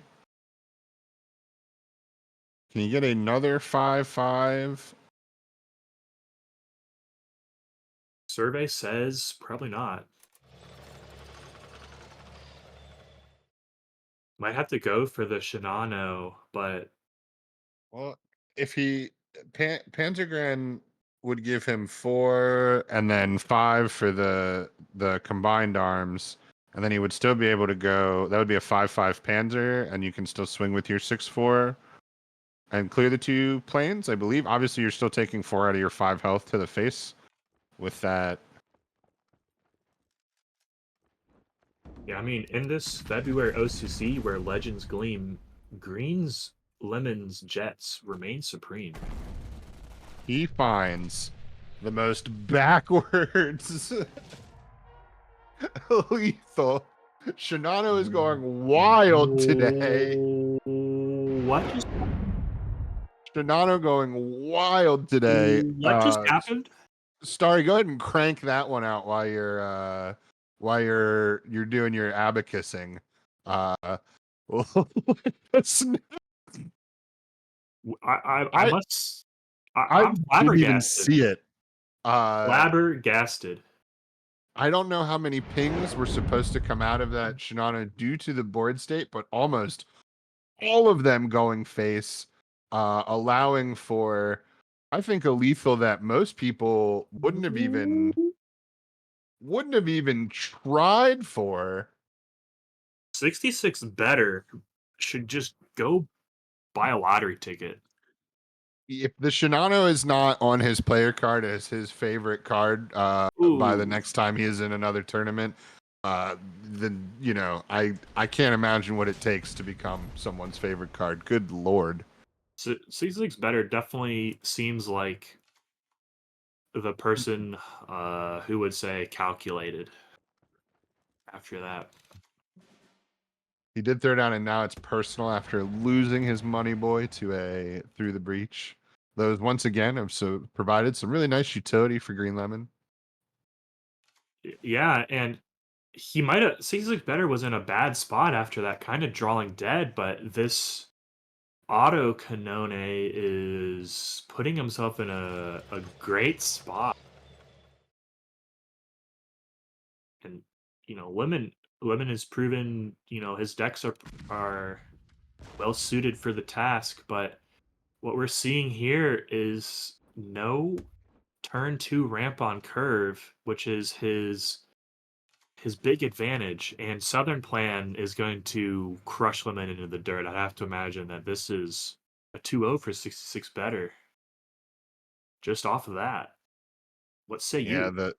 the credit denial here looms large, especially when you only have infantry out and you I can mean, still take the front line with the 2-4 to prevent your artillery from being at risk from the combined arms panzer. he Pretty is devastating play, doesn't take it. And he's instead chooses to trade. Both ooh, players, sorry, I'm stepping over your words here, just surprised. Both players are holding their credit affecting means close to the chest, not burning them as soon as possible, which is usually the case. yeah. Yeah, and I was stumbling to get that same sentiment out, and you know, very surprised not to see it, but it makes sense. You have autocannon can which is just a very strong card, denying Lemon a lot of um counterplay just because it is that artillery not taking damage on return, but And now opts to just Folkwolf, take his draw, take his ping. Really holding on here to this southern plan.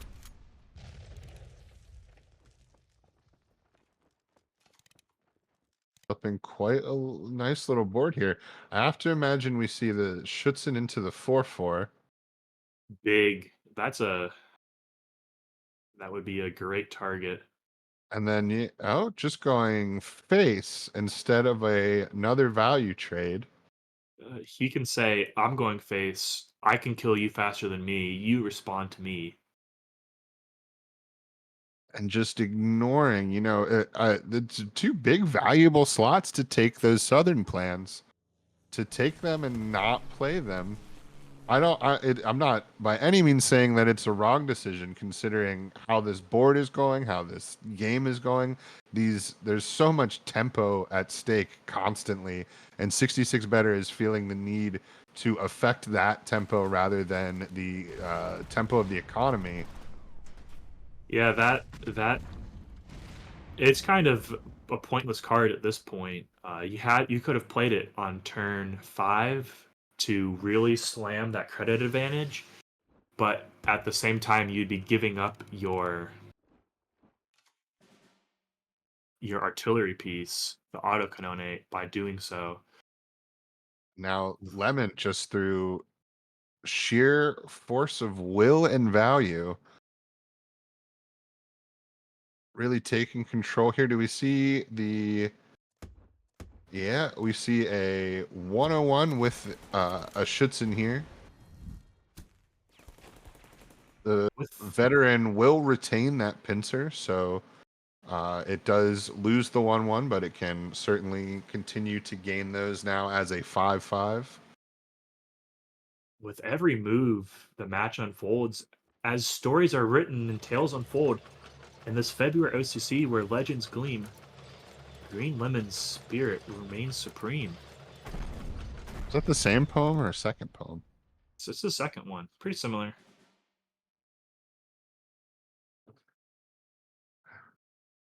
And 66 Better was trying to race face and kind of got punished for it. Although, what were his options? I mean, he could have tried to trade the board out, but Lemon looks like he's winning the trading um, matchups.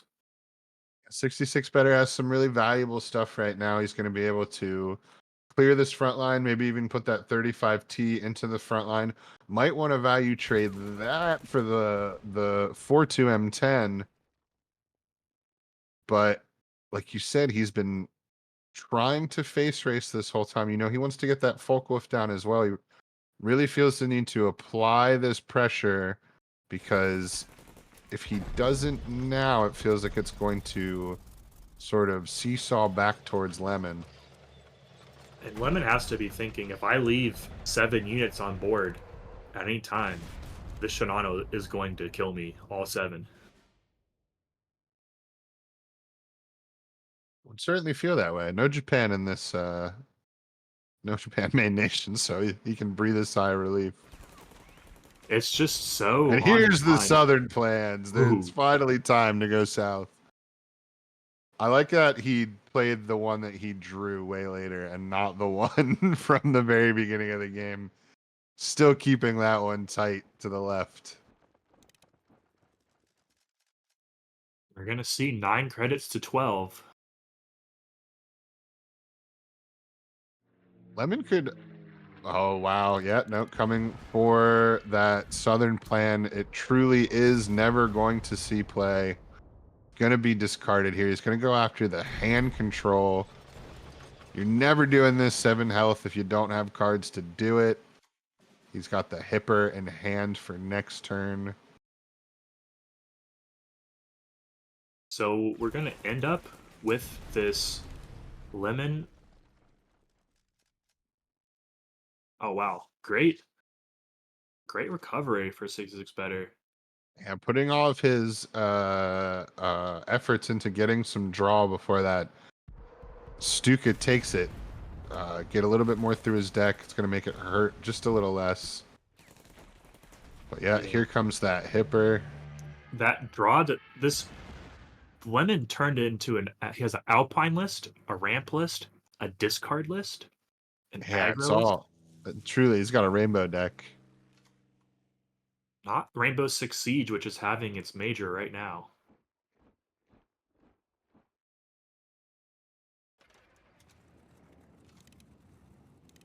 Shout out Tom Clancy. Lance. Would have been interesting for him to... He could, you know, a while back, could have tried to maybe play for the Comet play as well. But... Yeah, we're going to end up seeing 66 better on this German-Japan versus Lemon on his Japan-Germany to decide who advances to the finals of this leap year February OCC.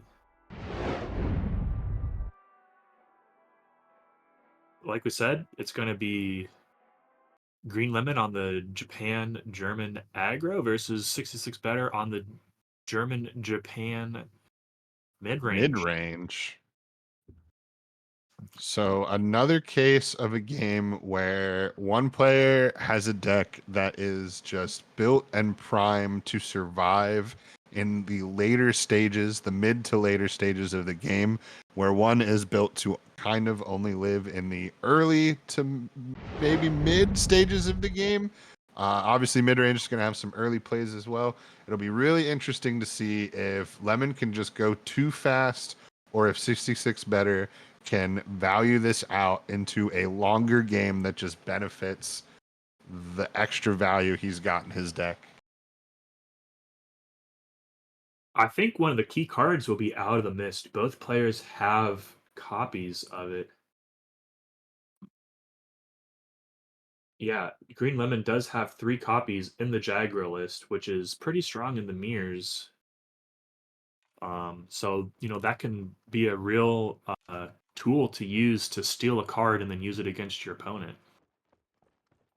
We see Burst of Fire early. That's certainly not something 66 better wants right away. He would like that maybe in the mid to end game when he has a big plane out. He does have a Folkwolf in hand, so, you know, the won't necessarily have to search for the pieces to make that useful, but it's not going to happen for a good 5 to 10 minutes here. Oh, and we got TK earlies. We've got early pings. The Jagro. The Jagro is Jagroing.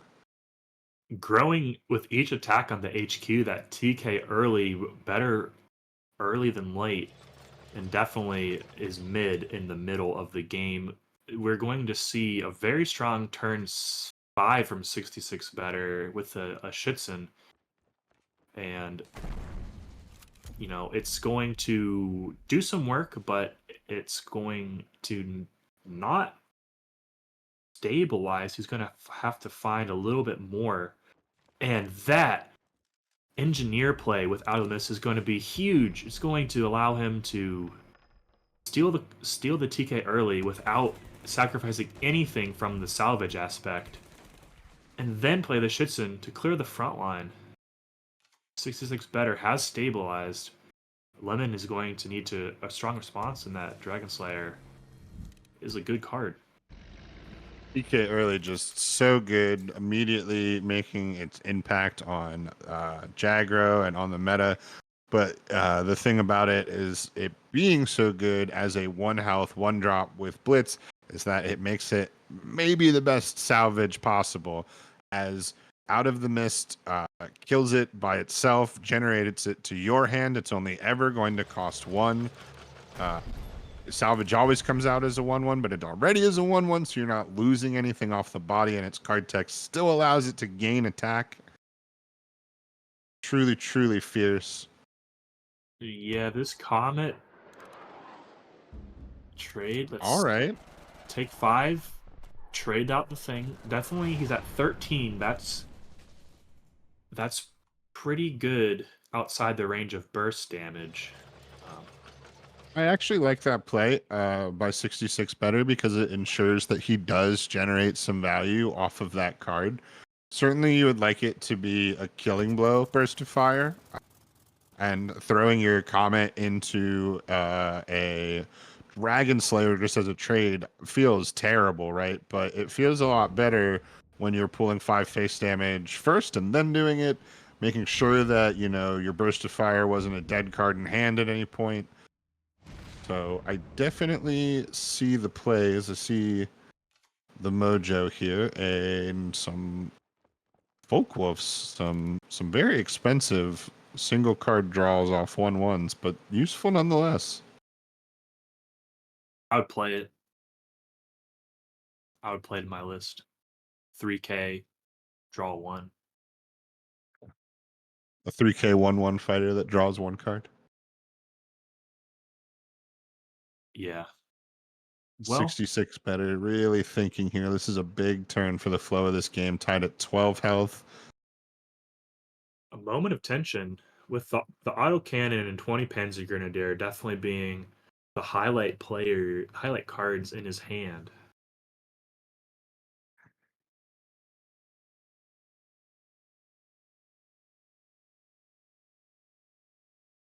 Autocannon is an interesting play with the Aichi out. Basically saying, I know that I'm gonna get some damage off this. I know that you're probably gonna kill with your Aichi because you have to, but that's 2 big credits that you have to use up. I've still got a 5/5 in the front line. Yeah, 66 better can deal 5 damage from hand with the Panzer Grenadier and combined arms if he can get that BF 109 for the 3rd unit type on board. Has to toss his own Schützen away with only a 1 damage from the signal ping. Is not going to get the veteran effect. That does not feel great either. This is really coming down to the wire, especially with both players tied with 1 game apiece. This is for the set here. Yeah, if Lemon can't prevent this 35T to the face, 66 better is going to be our first finalist.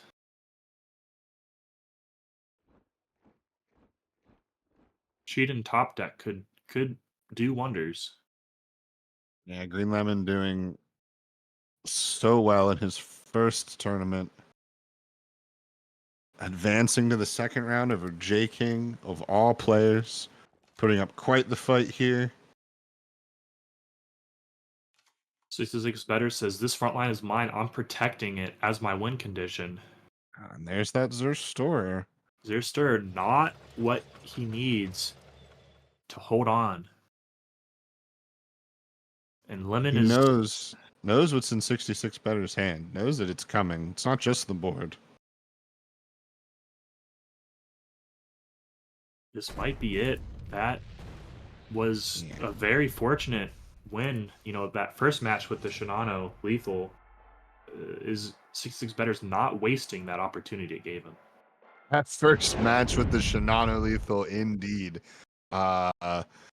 Man, I feel like I personally still haven't recovered from that, let alone how Lemon's supposed to recover from that and still play. That was brain breaking.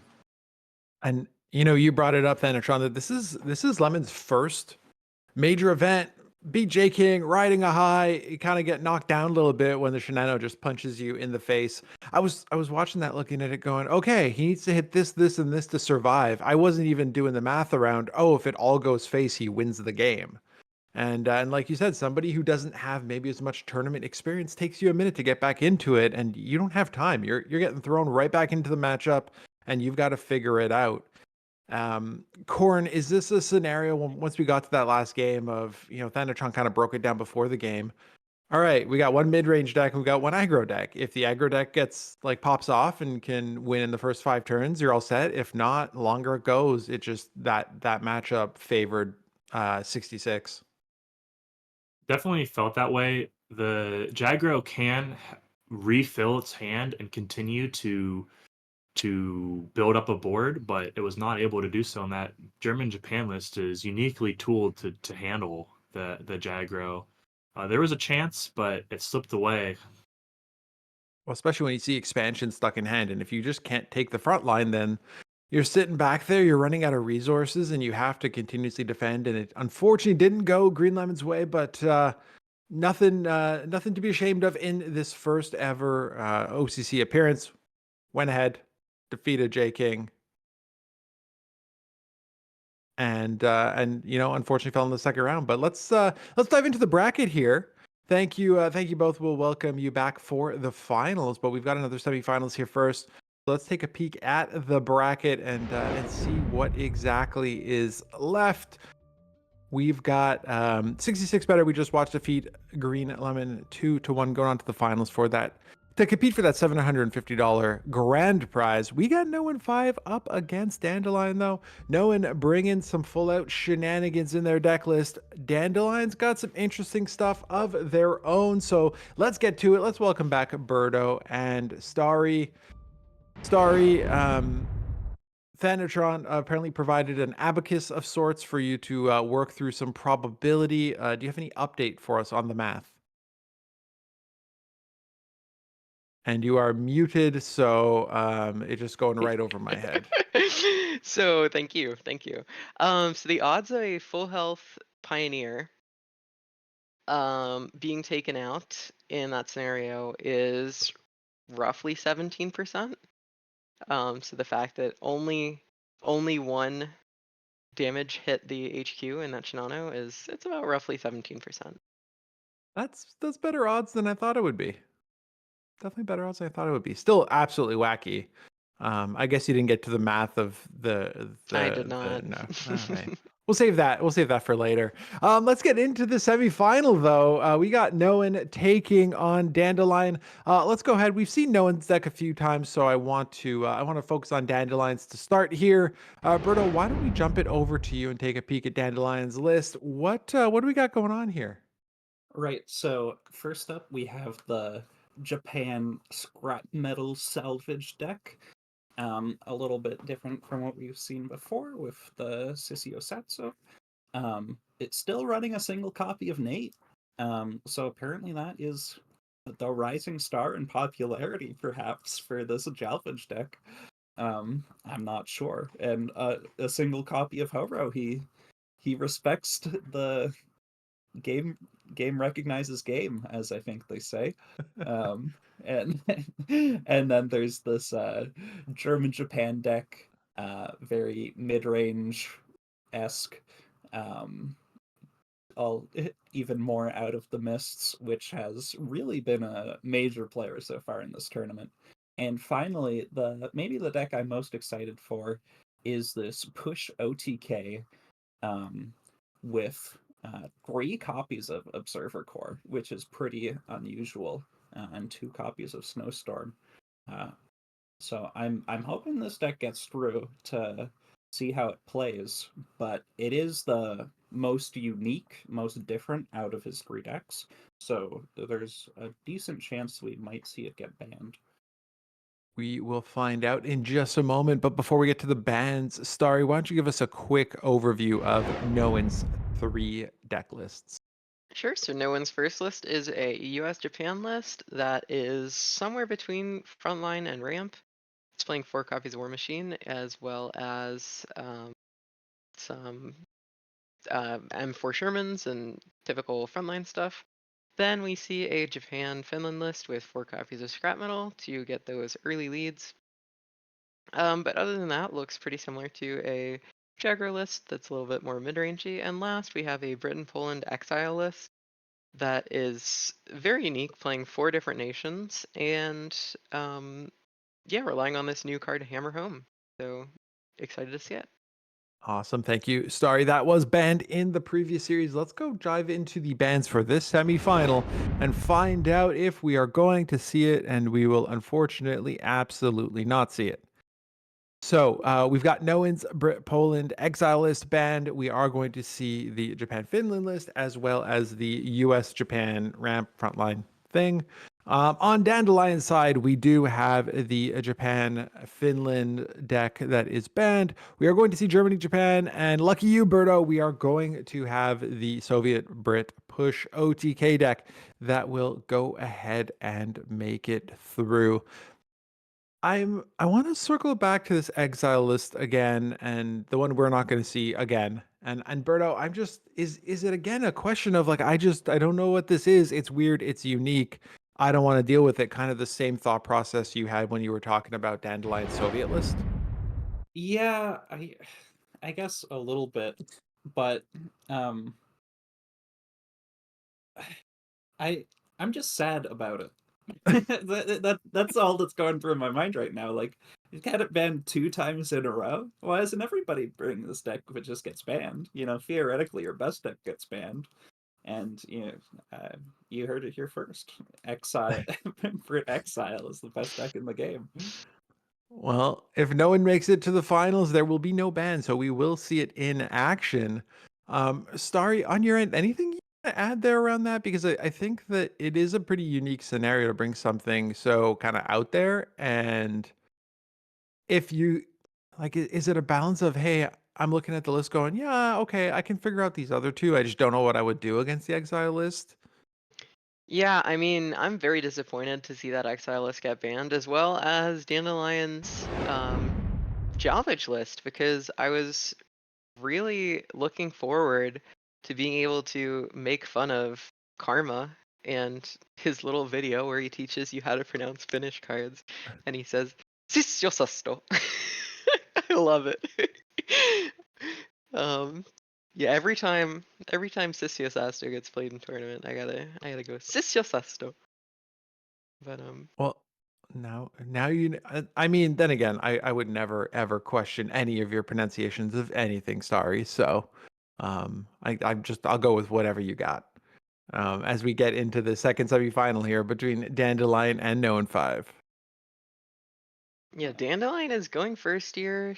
Has a potential turn 3 Glamour Voice, and it looks like Dandelion is gonna go for it. And no one could potentially go for some sort of scrap metal play on your own unit to try and get a quick credit lead, but you don't necessarily want to use it on the Type 94 as it's going to continue to grow, and you aren't going to be able to kill the recon with the Out of the Mist. So instead, no one's going for those expansions. So I got 2 things that I want to bring up. One thing is about the Exile deck. I just want to say, if you ever played against it, Hammer Home is an absolute workhorse. It's a terrifying card to play against. The other thing is, no one didn't realistically have any good follow-up if his Type 94 got Bloody Sickled. And Dandelion runs all 4 copies of Bloody Sickle in this deck, and you mulligan hard for it. Yeah. I'm really surprised no one didn't go Recon first, so that your opponent can't play Sickle, and then you play Type 94. You get to expansion on the same turn. Yeah, not Because- only did no one get lucky on not being bloody sickled, he is actually going to be able to honorable death the Glamour Boys, as well as getting 2 extra copies of it to burn on those scrap metals while keeping alive this Type 94. I mean, this is an absolutely wonderful start for no one. And this Into the Mist is interesting. The damage obviously doesn't do anything, but just for the credits from the scrap metal, allowing him to get out this Dragon Slayer real early. What a turn 3 play. Oh my gosh. We finally see the bloody sickle come out from Dandelion. Dragon Slayer, a notoriously difficult card to deal with for big fighters, notoriously difficult to deal with from Dandelion. And no one just continues to have all of the answers. Yeah. What an awesome rating brigade to see there. Dandelion has the opportunity to go for Depths of Winter, but instead going for the Convoy, being greedy. That is pretty crazy to me. I know you don't like to play Depths of Winter so early and only hit 3 units, but a few hits from no one and a few more units, you might just die after playing Depths of Winter at some point. I guess no one went for a more developmental line than a damage line, so it makes the Depths of Winter pretty good here. Yep, unfortunately for no one, that development is going to be very easily wiped away by Dandelion.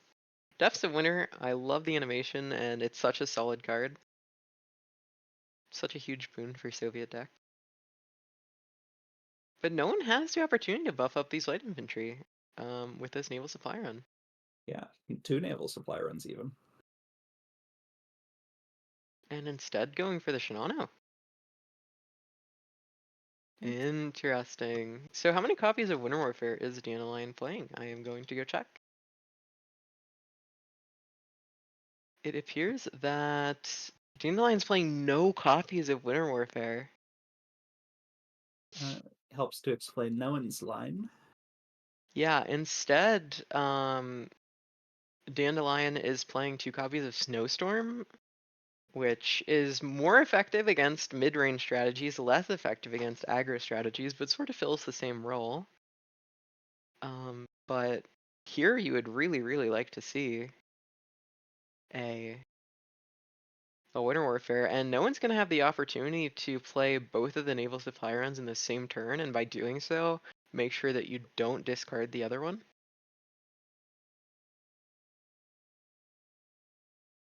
Is an option, although getting your light infantry up to 5 attack isn't that relevant.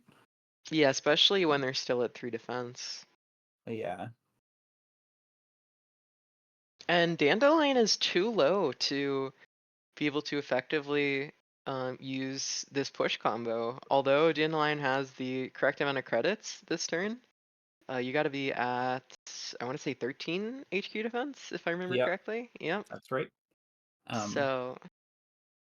And no one might even find the opportunity to play this Glamour Boys and get out of range of the double Red Dawn double push. Yeah, as that only does 21. Um, or 22. I believe it's 21. Because it's 9 plus 12, yeah, which is 21. Yeah, and if no one did manage to survive it at 3 HQ defense, Dandelion would have a pretty difficult time trying to find that last bit of damage, especially when no one continuously puts pressure down.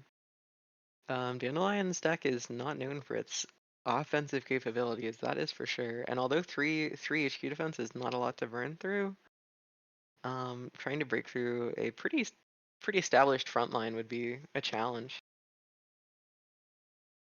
Yeah, there are a few other ways to take damage in this deck. There's of course the Bloody Sickles, but you would need to use 2 Bloody Sickles in the same turn to get over that Mhm. 4. Yeah, which would be 2 defense. additional credits, 2 additional Yeah. cards, and most importantly, 2 additional HQ defense. You'd have to be at 15.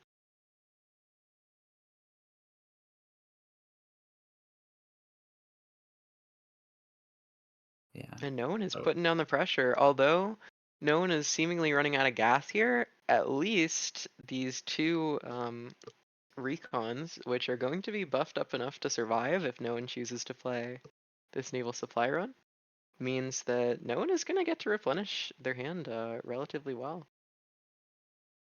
Yeah. I think Dandelion realistically is going to have to find this Great Patriotic War in his deck to be able to close this one out.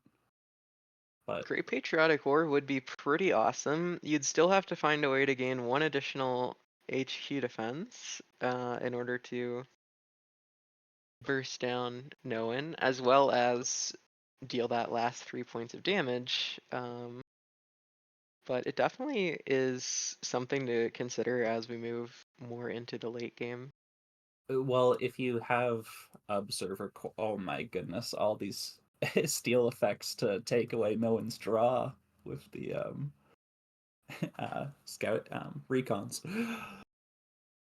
Yep, and we are at a point where if Dandelion can find 1 last copy of Red Dawn, then that will be lights out for Noan here.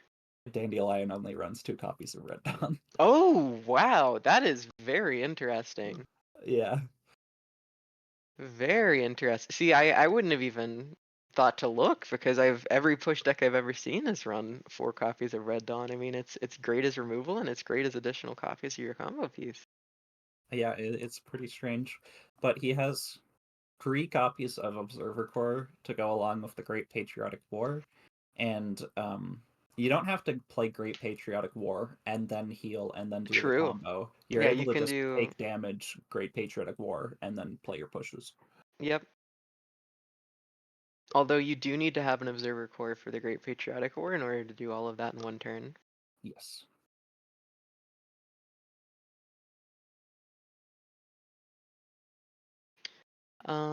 We haven't seen 245th Rifles. I want to say it's called 245th Rifles. The infantry unit on the right of Dandelion's board. We haven't seen that unit in a long time, but it is such an effective anti-aggro tool, being able to trade out nicely with pretty much anything that has equivalent cost at 2 credits, while also gaining HQ defense. And if your opponent deals excess damage to it, then you're gaining even more HQ defense than 3, which is super nice. I really like that card in general.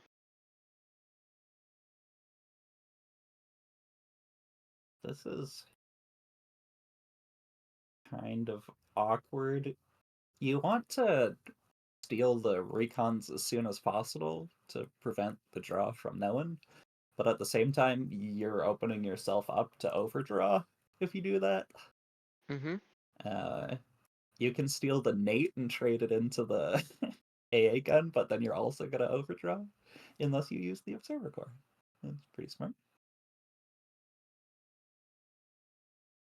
Yeah, this is a very interesting snowstorm, as it's really only preventing Noan from drawing and also doing other things in the same turn. Definitely not the most effective snowstorm I've ever seen, but just, slowing Noan down a little bit, making it so that no one has to decide between drawing and playing other things. Kind of interesting. And there's the GPW. Not the most impressive snowstorm you've seen. Nothing compared to the storm of 99, which we all remember. Is this a Canadian reference that I'm not is, familiar yeah. with? Okay. There were lots of big like blackouts and and whiteouts. I think it was in 99. And I'm sure you remember quite well 99, given that you were, less than 1 year old. But I remember it fondly. Holding the 5-year plan. oh, is and the in- Sheehan getting discarded is huge. That's pretty rough.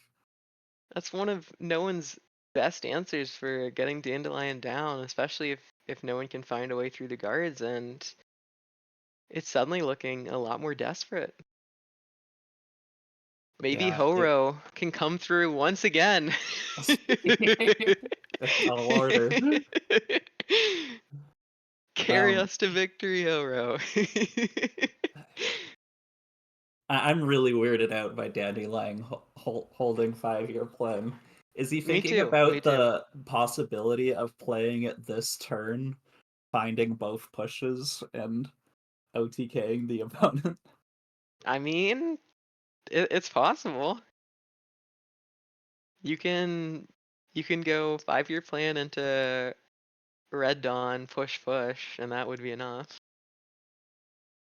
That would be mighty impressive. It'd be 11 plus 14, that'd be 25.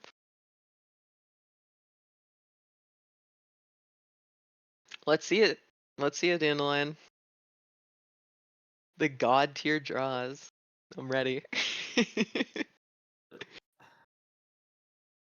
I think that it's a good idea just to pop off this 5-year plan anyway, because if you can find a bloody sickle, it allows you to trade super nicely into this winter regiment and not allow it to potentially salvage one of your things, especially if no one was able to salvage the rifles, the Steely Wheelie Boy, and the Steely Wheelie Boy were to Steely Wheelie the Engineer Regiment, that could make it even more difficult for Dandelion to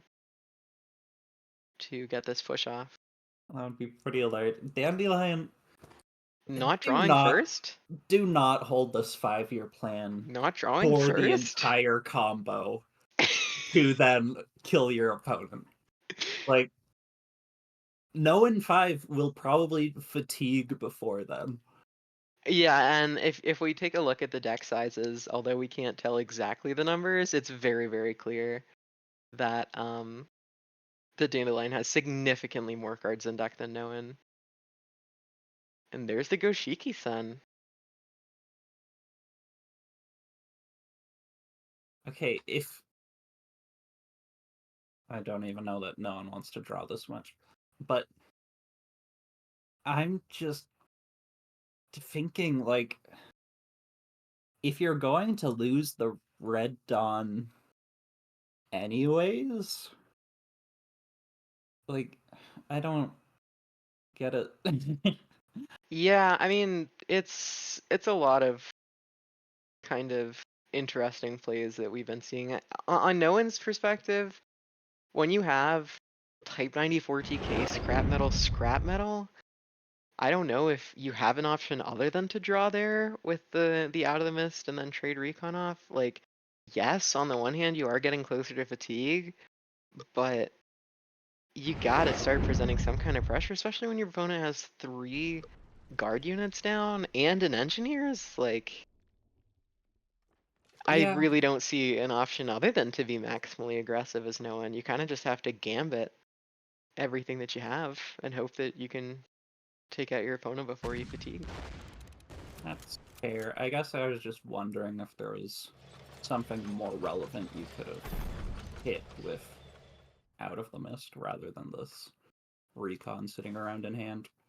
Yeah, and if this was a ladder match and I knew my opponent was playing push OTK, I would 100% concede here as Noen, as unless Dandelion makes some very bizarre play and Great Patriotic Wars prematurely, giving Noen a chance to sneak in for some blitz damage, I don't see no one getting out of this. And game one is going to go to Dandelion, Yeah. meaning that Dandelion is going to have to win with their Germany-Japan list against Noen's Japan-US list, as well as Noen's US-Japan list and Japan-Finland list. And if Known 5 was paying good attention there as well, he would also know that. Oh, okay, sorry. I was going to say something that was wrong. I will rephrase it. Once Dandelion had 5 cards left in his deck, it also meant that he had guaranteed lethal from the 5-year plan, because then you see your whole deck, you know you're going to find both pushes and the last Red Dawn. Mm-hmm. So So really anything Dandelion more to do. looks like they're considering mulliganing the Type 94 away, which on one hand does make some amount of sense, as no one is playing all of those Out of the Mists, and it's very, very likely that this Type 94 is not going to live to see another day. But fortunately for Dandelion, unfortunately for Noen, there is no Out of the Mist in sight. However, all 4 copies of Type 94 TK early in both players' hands is pretty silly. Yeah, and whenever you're going second and you're up 2 cards, but down the tempo, being able to trade off with your opponent's units early and basically be at a neutral board state on turn 3, or in this case with the Audacity, a positive board state on turn 3, is super huge for any player who's going second. And it's going through Dandelion's mind, right?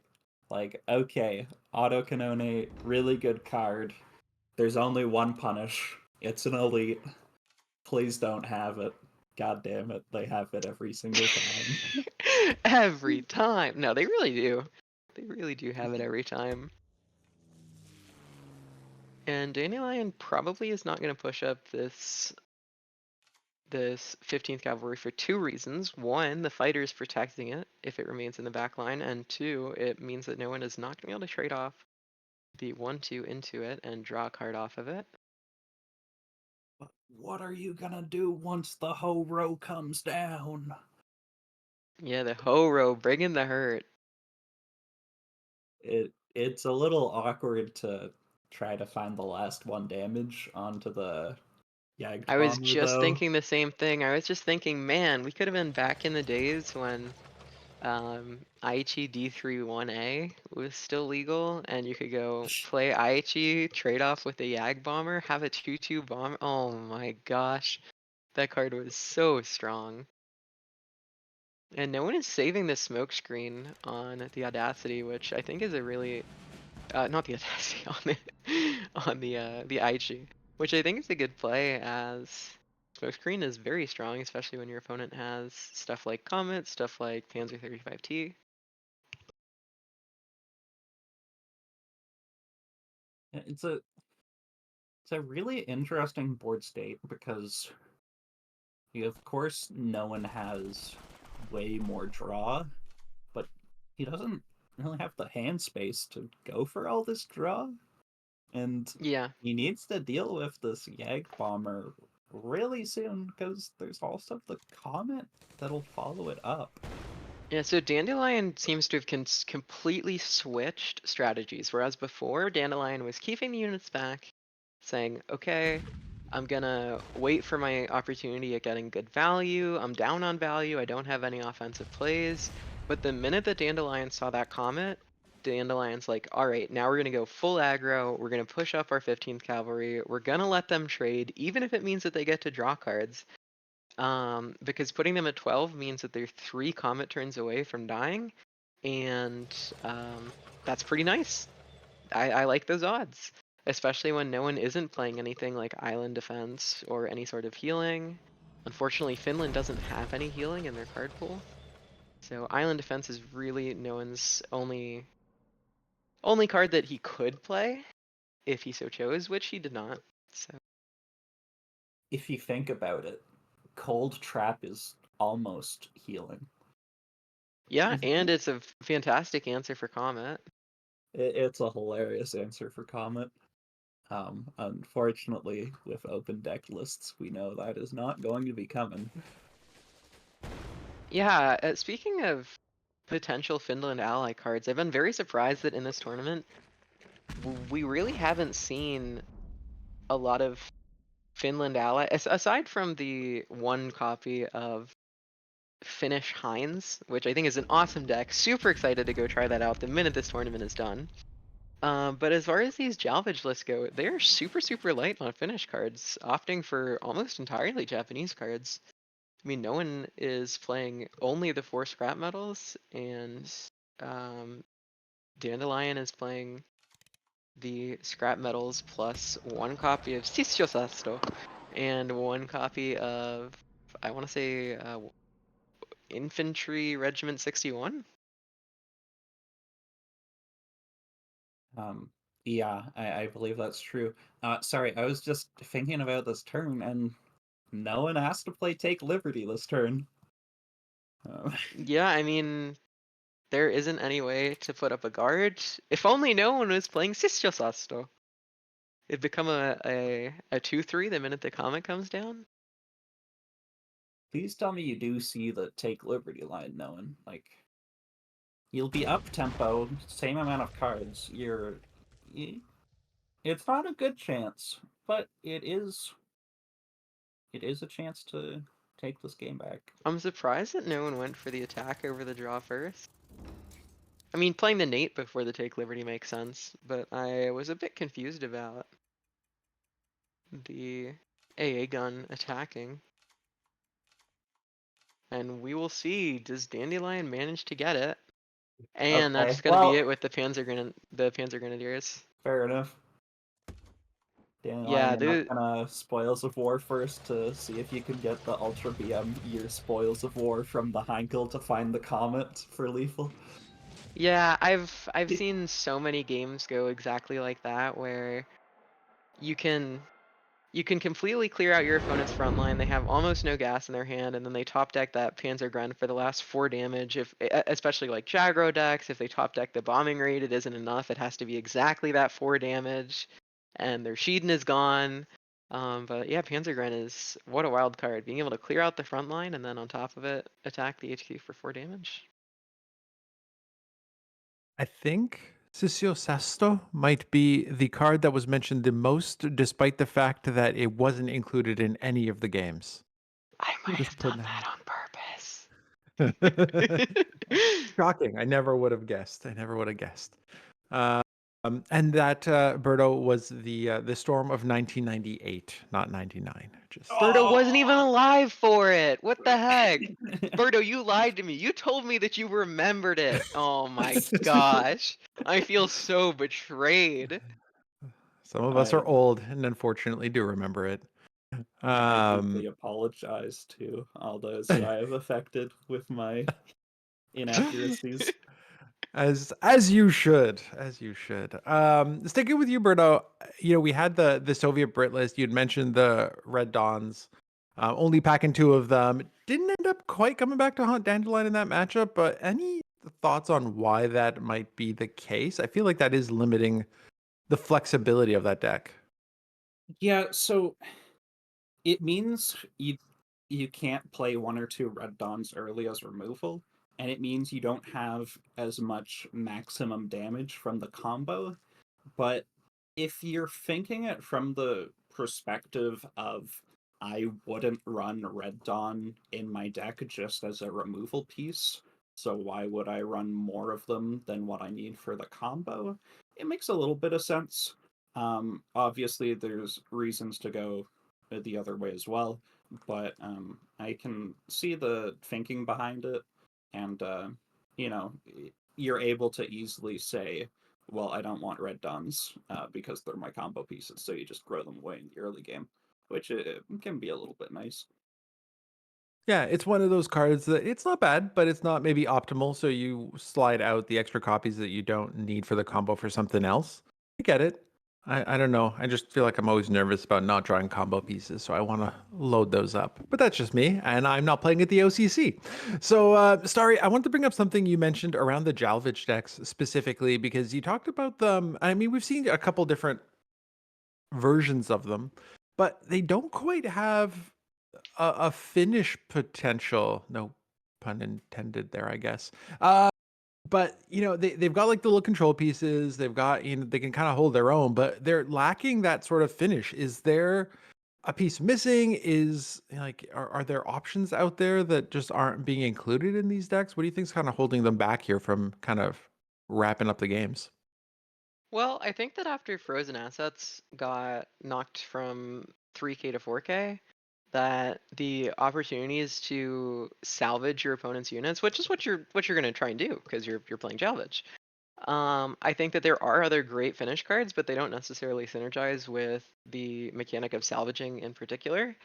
And Japan has like all the best salvage cards. They have Mm. Adamus, they have Winter Regiment, and as far as Finland goes, really all that you want is that huge boost of credits with scrap metal. Yeah, seeing the Dragon Slayers get dropped on turn, whatever it was 3 or something, is just ridiculous and feels really bad. So I absolutely get it, and we'll have to see how they play out in the future. But for today, I'm going to give both of you a huge shout out for a fantastic cast, because we got a finals left, but we're going to welcome Cornguy and Thanatron back for that. Let's go ahead and bring up the bracket here as we get into our last matchup of the day. We got 66 better taking on Dandelion. The winner of this matchup, 750 USD. 450 goes to second place. Third and fourth place, as we see Green Lemon and No 5 dipping out here in the semis. They each get $150. And then 500 big old shiny diamonds go to our 5th to 8th place competitors. Let's go ahead and bring back the Team Heavy Boys. Cornguy seems to have a thesaurus. I apparently can't even speak English. So that's a great start. Let's get into this one.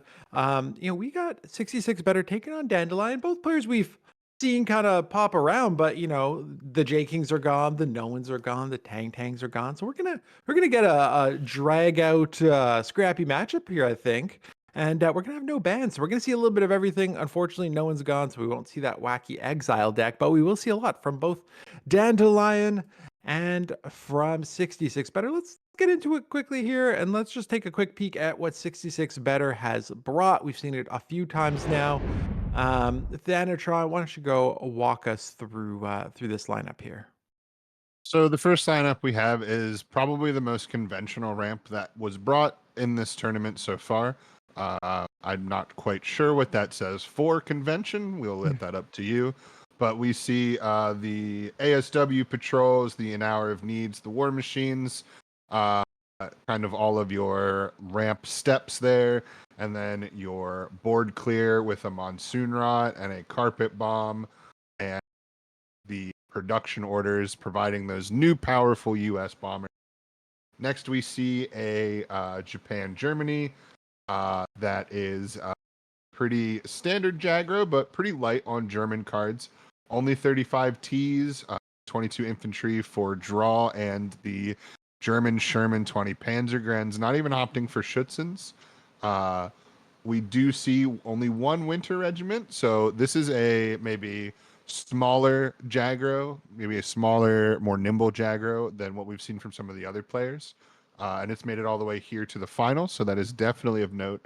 And then we see the return of the German-Japan mid-range, the single burst of definitely of note, the big planes in the end, and then just a lot of value and ways to sort of make sure that the value and the tempo comes out with you ahead.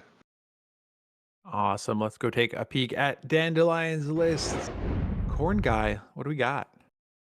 So, yep, just coming off of that match, we do see the Japan-Finland salvage deck looking for those scrap metals as a powerful tempo play. We do have the Sisiciasto, that card that Starry pronounces so wonderfully, as a one-off. Pretty, giving you an option for the guard. But other than that, it is the typical Japan finish deck trying to get an early scrap metal into a strong fighter that can convert the win in your favor. Then we're seeing the German Japan mid-range list, like we've all highlighted, wants to control the board early, burst of fire late. That's the game plan. And then the Soviet British push OTK list wants to drag the game on, find its combo pieces, and then deal lethal in one foul swoop. That's Dandelion. Gotta love the combo pieces. Thank you, Cornguy. So if we take a look at these now, there will be no bans. So this is a best of 5 matchup. Gotta win with everything. That conquest format. Thanatron, you did mention that 66 better had the Brit US ramp deck, kind of the most traditional one of what we saw, despite the fact that we saw, I don't know, like 10 different variations of it. Got the Japan Germany aggro list, maybe a bit more flexible than the standard, and then Germany, Japan mid-range, again, something we've seen fairly often. You feel like this is a pretty standard lineup, fairly well representing sort of the meta within the tournament scene? I definitely think it's well rounded, right? He has an aggro, he has a mid range, and he has a ramp. So he is kind of going in all directions. There is definitely something to be said for uh, the kind of jack of all trades, master of none sort of philosophy. I think a lot of players in their lineup choices tend to maybe double down on one play style and then bring a second play style with their third deck rather than going kind of like all directions, because it helps you sort of target things better, and it helps you kind of be less targeted maybe. But there's definitely something to be said for the versatility, and I think that 66 better is definitely showing that today. Very good play. And Cornguy, let's talk about Dandelion's lineup now. So, Thanatron mentioned having the ramp, having the aggro, having the mid range. Dandelion looks like, that Jalvage deck's more on the aggressive side. We got the Germany Japan kind of mid range. Then we slide in a combo piece with the push OTK. But, a little bit, I don't want to say stranger, but a little bit different, right? We haven't seen push OTK in a while, only running the 2 red dons. Jalvage has been kind of hit or miss today. So what's your take on how Dandelion put this lineup together?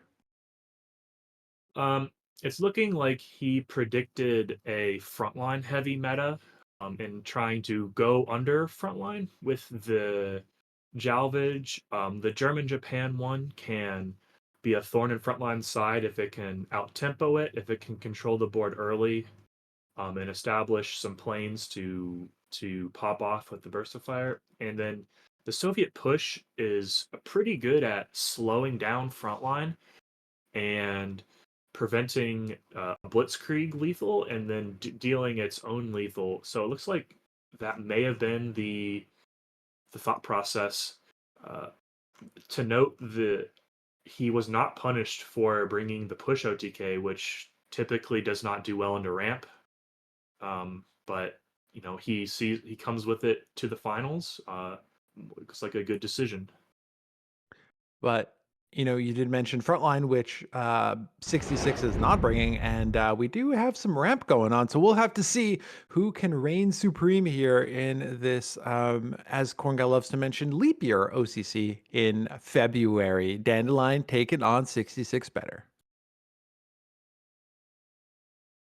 So Really?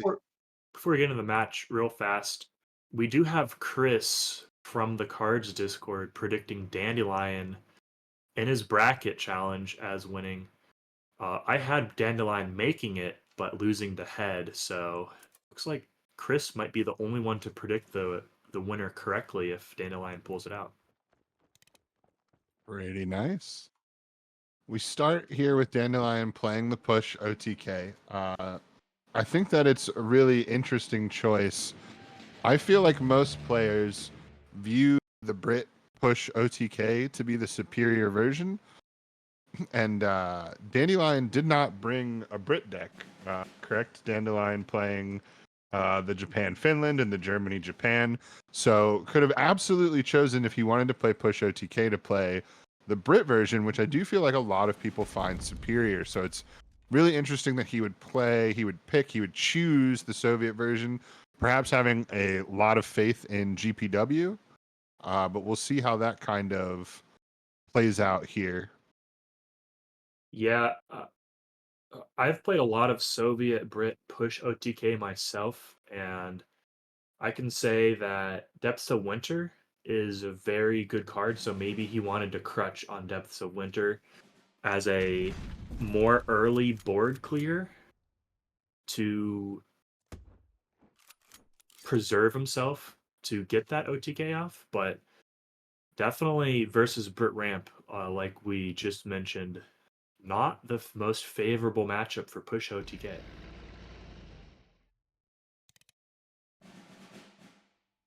But, can kind of go the opposite way here, right? GPW is good at defending against the Commonwealth in like an extreme situation. Also, Dandelion, plenty of tools to give themselves plenty of health. So that 20 damage from a possible Commonwealth from 66 better is not going to be a kill shot likely. Mr. Steal Your Girl coming in, taking a honey, taking 66 better's honey, doing its job. That's a really good way to limit some of the health 66 better could possibly get and get some for yourself. Yeah, and it's important that he hit that honey because there's not very many targets in a ramp list that are 2 credits or under. So to get that on curve will definitely pay dividends. I would like to point out in this Soviet push OTK list, there with 12 credits you can deal 25 damage from hand with the 5-year plan Red Dawn push. So that 5-year plan does offer a little bit more flexibility in dealing damage from hand. Definitely an interesting call and something that you traditionally don't see taken in the Brit version of push OTK, even though it could easily have access to a Soviet special if it wanted. You don't need it in the Brit for the draw. It would be way too much draw. So I can understand why it is not C play there. Dandelion needs to get some draw cards going here. It's only running 1 By the Sword, 1 5-year plan, and then some sickles to cycle. Need him to Does fix have this crooked glamour boy. Thank you. That was does have the convoys and stiff upper lips as well, but not in hand. So he's going to be continually harassed by that pin of that sexton, which is proving pretty valuable in slowing down any early aggression by Dandelion. It's interesting to call that early aggression coming from a push OTK list, but he does have units in the front line that are, could deal meaningful damage, to keep him under 30.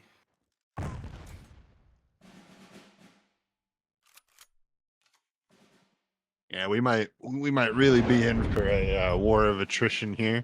We are going to cut away really quickly just to refresh our screen here.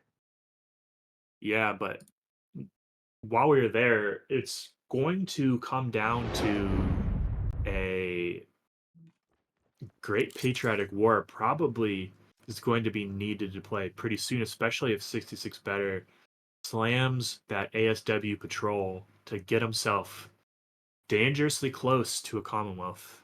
Dandelion does have a lot of extra health, so wouldn't be for a one-shot kill, but still put him pretty low and less likely to pop off with the combo. We see a rot supply shortage board clear and a classic draw last. One of the most Brit turns of all time.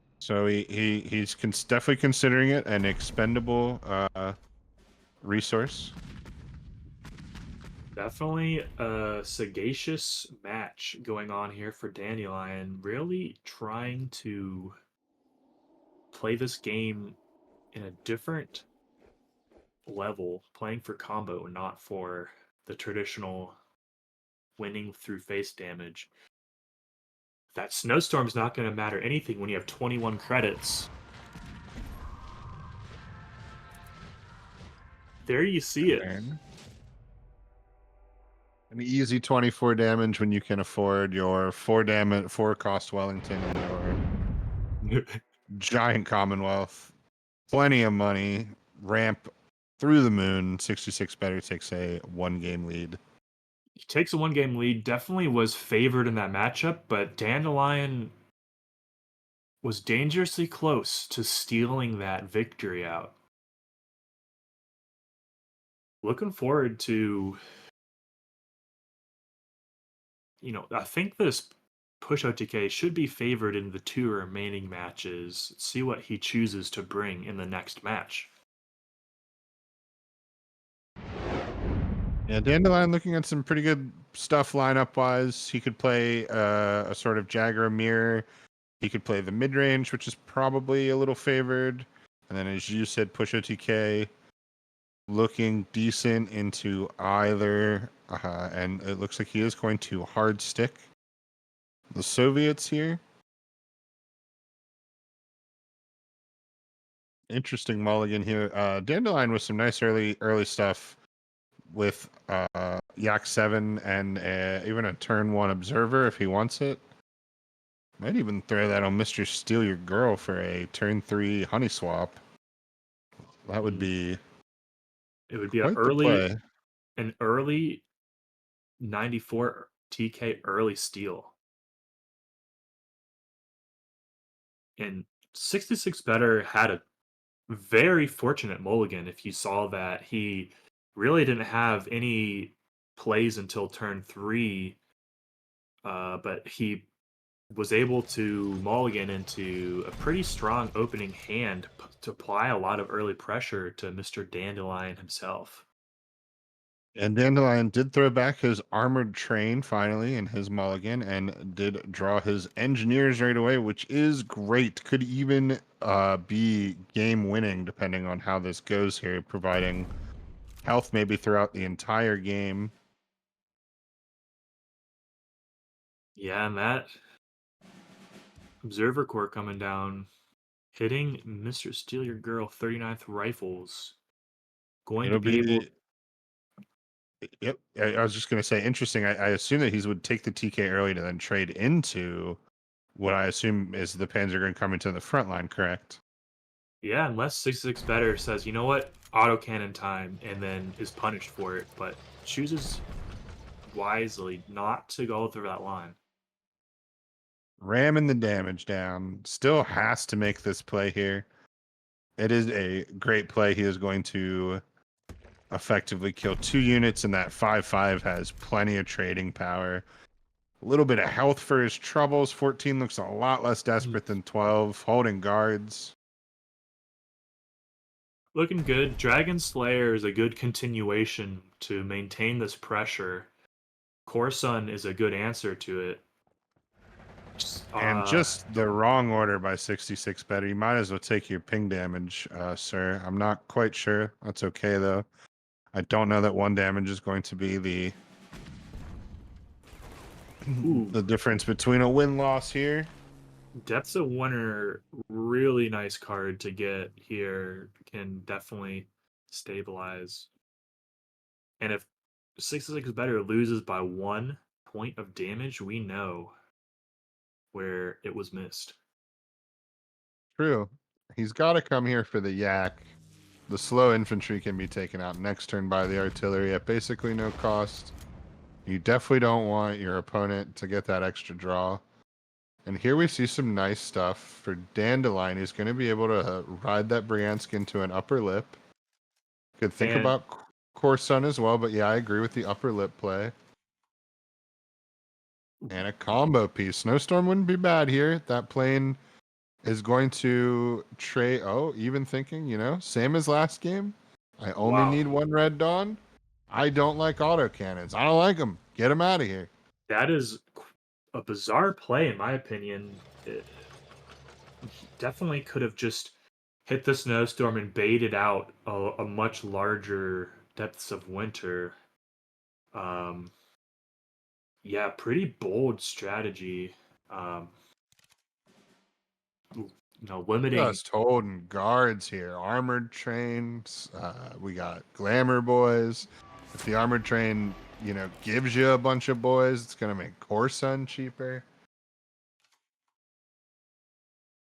Yeah, definitely as the saving grace.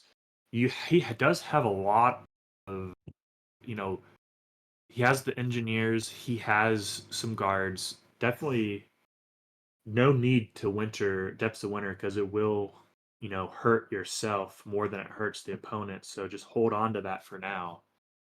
This defense that Dandelion has put up looks impenetrable for what 66 better has in his deck. It does. And, maybe just trying to get rid of the only thing that can go around guards was the thought process, and I'd certainly respect that.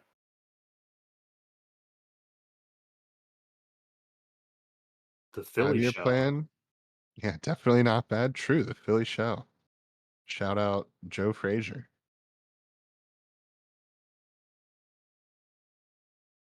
9 health, but very comfortable. Can make that up to 11 with a trade of one of his units. Really discounted Corsun here. Very nice. I'm not worried about board clears. I know what you're playing. You ain't got them. Yeah. Dandelion is in the driver's seat, and 66 better is looking at the deck list saying, what do I play next game at this point? As he takes the shell down, right? As he grinds through this defensive shell that Dandelion has built, he's literally providing Stalingrad with all of the health that it needs to be fully stabilized again. Just damned if he does or doesn't. Yeah, unfortunately, he's not running Bismarck. Not A running. pair of Schutzens.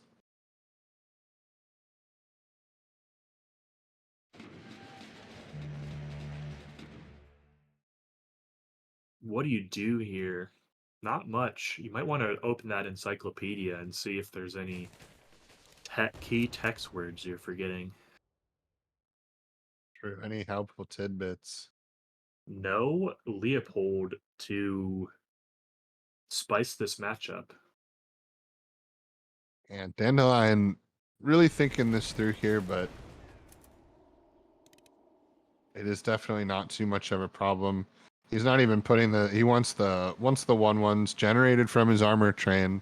He's going to take that value rather than put down the glamour boys because he's so not concerned about his health total.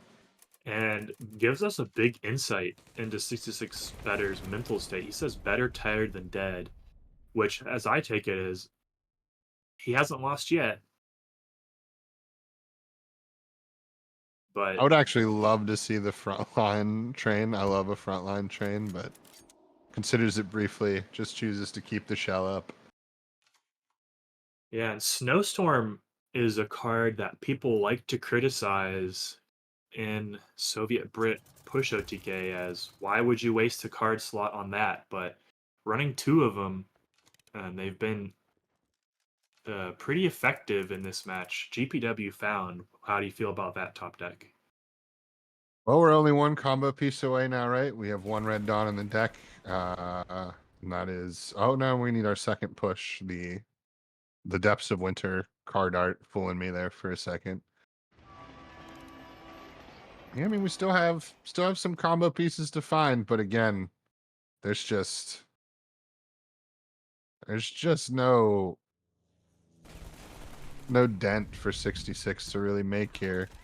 Get a Schutzen off. A nice value trade from the Folkwolf. 66 better, bringing out the anchor card back for his German list. Really, fitting because it is kind of like the anchor of his lineup. It is pretty flexible, but right here, we might have to cut the anchor and just try to speed away from this matchup. Yeah, the anchors are around his neck right now, I think, unfortunately. Sinking. Oh, Bubbles that are is a coming up. big sickle, right? That's gonna take that Folkwolf from a value trade into something Dandelion very easily disposes of. Yeah. Gonna draw up to 9 here. And then if he wants to sickle, that will cycle. He'll have to find something to play to not mill.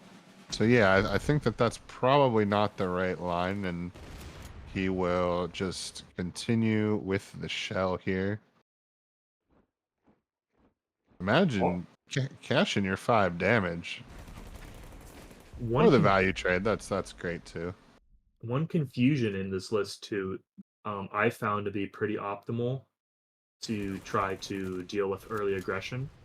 I'm glad that fellow Soviet Britain push OTK enjoyers we're pretty similar in outlooks on the list.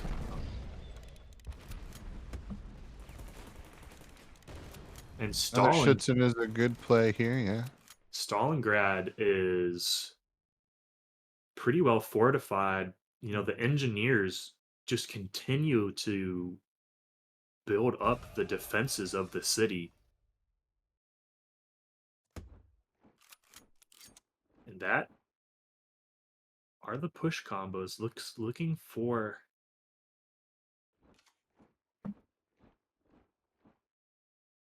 We get Stalingrad highlighted real fast. I would like to see how much the engineers. Oh my, 24 from just the engineers alone. From mulliganing into his engineers, being able to play them on turn 1. who We said runs Flampanzers anymore. Not in this meta, but dealing with a right. 1K engineers has never looked better.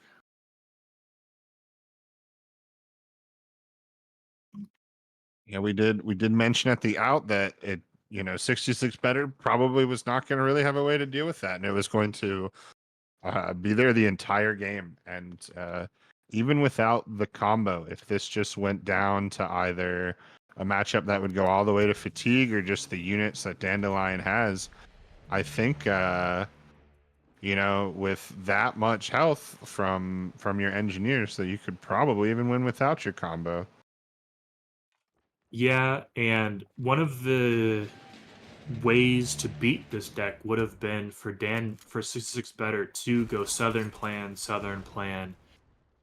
Hipper to try to stifle the credits of the combo deck, but those are being drawn in the 11th hour, almost just a dead card.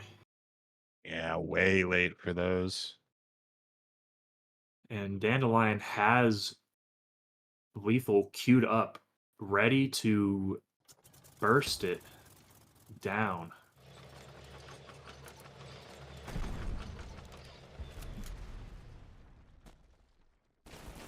We'll need 2 turns, right? We got push. GPW would be 12. Well, no, Observer Core is going to make it exactly lethal money-wise. Yep. Observer Core is going to allow him to save the single credit on GPW that he needs. What a top deck. This no longer is a 2-turn production. This is happening right now.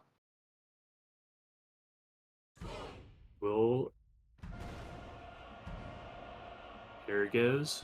The push OTK Stalingrad deals lethal to Danzig in 1 turn. Dandelion putting the stall in Stalingrad. Ooh, nice. Holding it up. You can't acknowledge it. You gotta just let it flow. Let the people acknowledge it. I am a fan of your wordsmithing. So let's see now what we get. We have both German, both Japan left. The Jagromir in play. The mid-range in play. The Jalvage versus Jagro matchup definitely I think is favored for Jalvage. You know, with the Out of the Mists able to play a huge value trade. That's right. That's very true. I have not totally been considering the Jalvage aspect. I've been incorrectly just sort of looking at that Japan and thinking, you know, a Jagro. And 66 better having an astute mulligan to get rid of the money engineer. I would have been very greedy in trying to take it to get an earlier southern plan, but he says it's no good going against Jagro going second. So throws it back. But let's see, can he get this turn 2 southern plan from the money engineers? No, he's not going to get it, but potentially a turn 3?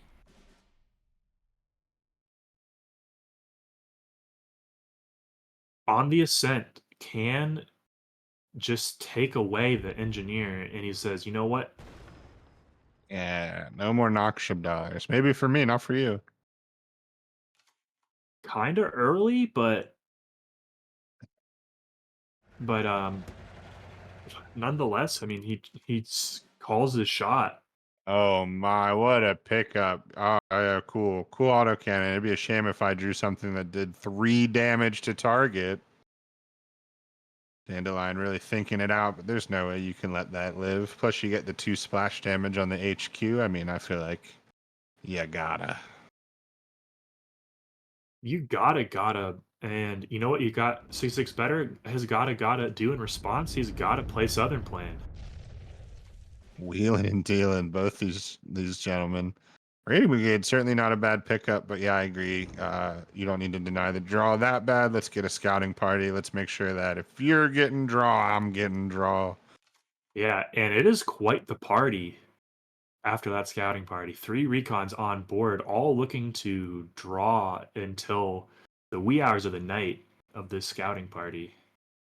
This could work in 66 better's favor, though, right? Like you just mentioned, if the Jalvage list wins this matchup, which it obviously may, that gets it out of the way, and then it allows 66 better to uh, target the German mid range with his 2 decks, kind of both with not necessarily favorable matchups, but certainly matchups that can win.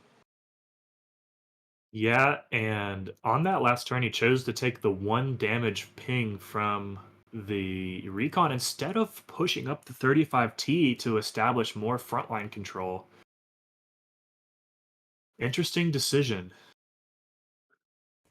I actually like the draw denial here from the Raiding Brigade while generating a lot of draw of his own. Only 4 cards in 66 better's hands, you know, it's kind of centralized in this one big unit, this big airplane. So really trying to limit his ability to grab more resources for himself. I think that is smart. There's generally kind of a lot of Raiding Brigade targets. None of them are great. None of them are bad, but I think that was a good one. I'm going to have to agree with you on that. What answers does he have for Dragon Slayer? The answer is only trading units. He does not have the Sendai. Um, so this 6 damage is going to start adding up. I would imagine we see Ghosh here. Koshikin comes down and kind of says, like, I know that you can't remove this, so you have to trade now, because if you don't, obviously I'll trade on my turn for free. But that's 5. He can't really do anything else here now. Well, He's going to out the of the buff. mist. He's going to out of the mist to get 2 recons and then scrap metal. Well, he could just scrap metal his own already played card.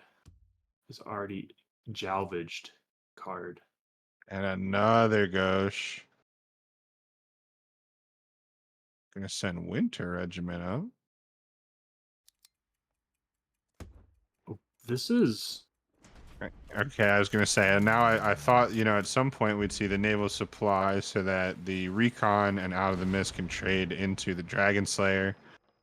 So this is a good line. Dragon Slayer is an absolutely excellent salvage. It's going to immediately get its veteran. He's obviously not taking any other Dragon Slayers. So the 1/1 aspect of it completely diminished. he has 2 Dragon Slayers in hand, my friend. He does. He does have his own. But yeah, that He should play the salvage one first because it's cooler. brew. Well, you might want to save it for another scrap metal top deck. Yeah, it's a good play. But what about the cool play? True, you are on stream. You might as well go for the cool play. Speaking of cool, Finland is pretty cool. Dandelion certainly thinking so far. Yeah. Man, having 10 credits that turn was pretty cool. Imagine just playing double Goshikin, Goshikisen. You'd have had 2 chances to say it right.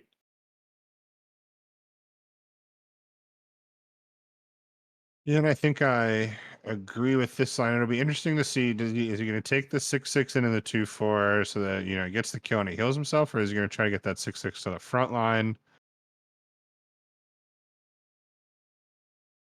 He could make some less than valuable trades here. No, he's going to keep the big 6/6 in the back line. And keep in mind, 9 health, he is at the mercy of Comet Burst of Fire. If 66 better can find some burst damage,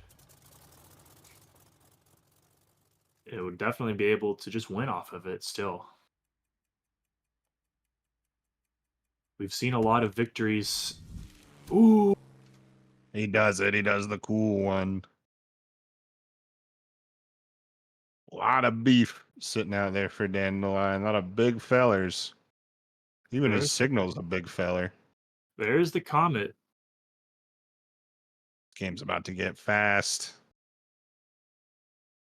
Dandelion sitting on lethal, 2 big planes, and that 4 damage. And the front line's going to be easily cleared here.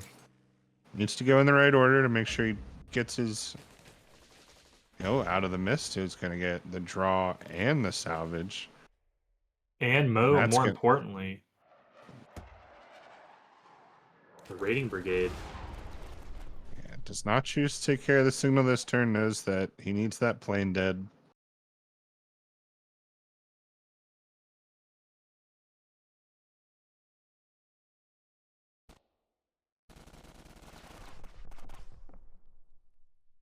Now, if Dandelion had not gone for the cool play, although props for the going for the cool play, he could have scrap metaled the salvaged Dragon Slayer for more money, extra card, more fun. I do like this play here. I do like both Winter Regiments in the front line rather than putting down the non-veteran Dragon Slayer. I feel like that gives you a really nice base here. Obviously, you took your Raiding Brigade. You're going to lose your signal, but you've got killers all over the board. And that anchor is still tied around the neck. Just nothing that can deal with those big planes. Dandelion pushing it to 2-1, ready to claim victory with his own German Japan list. Me oh my, that 6/6 better. It's his turn. The ball's in his court. What are you going to do? Are you going to be able to force all 5 games? Yeah, let's see if he tries to go under it before he tries to sort of just match it in the mirror. And yep, that looks like it's exactly what he does. He's going to try to push Dandelion to the brink here. A game 5 will weigh heavily on both players' heads if he can force it. If he's able to force it, Dandelion immediately has to, consider how bad it will feel to let a 2-1 off the hook. And Dandelion, or 66 better, had a strange mulligan. He kept a Type 93 and a 20 Pincer Grenadier going first, not necessarily cards that I think most people would keep in their opening mulligan. And this is just great for Dandelion. Noxia, double out of the mist, pulls both buff wagons from 66 better. He's effectively just stealing those. They're That- not losing anything by being salvaged versions whatsoever. Dandelion just comes out of the gates, Comes out of the mist. just swinging, looking to make this a 3-1, putting the lion in Dandelion.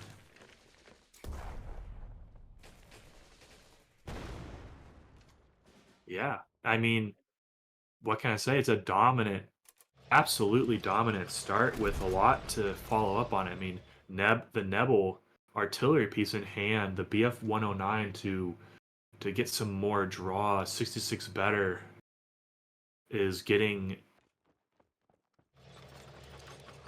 it's getting the better of him, but I needed to turn that around in my brain, and it didn't work. Nebel's really nice here. Going to generate some money as well. I was going to say I would expect then to see the other Panzer. Panzer for 66 is going to be nice. Chooses to protect the front line, to protect his artillery. Ooh, the On the Ascent will get both the Type 93 and the Noxia. And then now that Noxia might hopefully make for some swingy plays for 66 better to try to get back in this next turn. Not gonna happen. Yeah, the pincer on the arty is just really good. How many extra cards and credits might he be able to generate from that if this even goes that long? Throws down another 35 Ts, not getting the op cost, doesn't have an infantry. So just throwing that one back in reserve. Twitch chat can feel the anticipation. Twitch chat smells the blood in the water. Twitch chat knows Dandelion is on the precipice of a 3-1 February leap year OCC victory. Panzergren, huge play, huge pickup. But instead, opting for the Dragon Slayer, saying you probably have no way to deal with this. I have 2 planes, I have lethal. If you take out a plane, I'm still Panzergrenning. And that is going to do it. Dandelion going to join Innocent Bubbles. Yeah, even so here we have, well, okay, so little premature on my part. 66 better is going to live to see more than one turn here. No, but you can force lethal with hipper Yeah. face, and And this is going to be an actual checkmate here. check. It's going to be checkmate in 2. And your name is noted. Resistance is futile. Great emotes. The gentlemen give it up. And Dandelion, like we said, joins Innocent Bubbles in the 2024 OCC Championship winners. An incredible February performance. A stacked bracket. Mowed right through it. Really great stuff. Absolutely. And a phenomenal series to wrap this up. Cornguy, I do want to talk about, you had mentioned, so the first game went to 66, right? Winning with that Commonwealth, defeating the push deck. And then Dandelion queues up the push deck again. And you had said, hey, this will be a better matchup into whatever's left. And essentially, Dandelion didn't look back since, right? Won that game, won the second game, won the third game in pretty convincing fashion, or the fourth game, really. Was it just that bad matchup in the first in the first game that kind of set him off, and after that, it was steamrolling right to the finish. Yeah, after the ramp list was out of the way, the push OTK definitely had the tools to stall out the other remaining decks with the guards, with the heal, finish it up.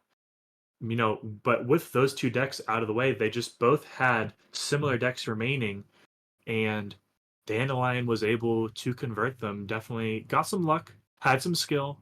You need both to win, and he pulled it out. Absolutely. And Thanatron, we had seen the Jalvich decks kind of go either way today.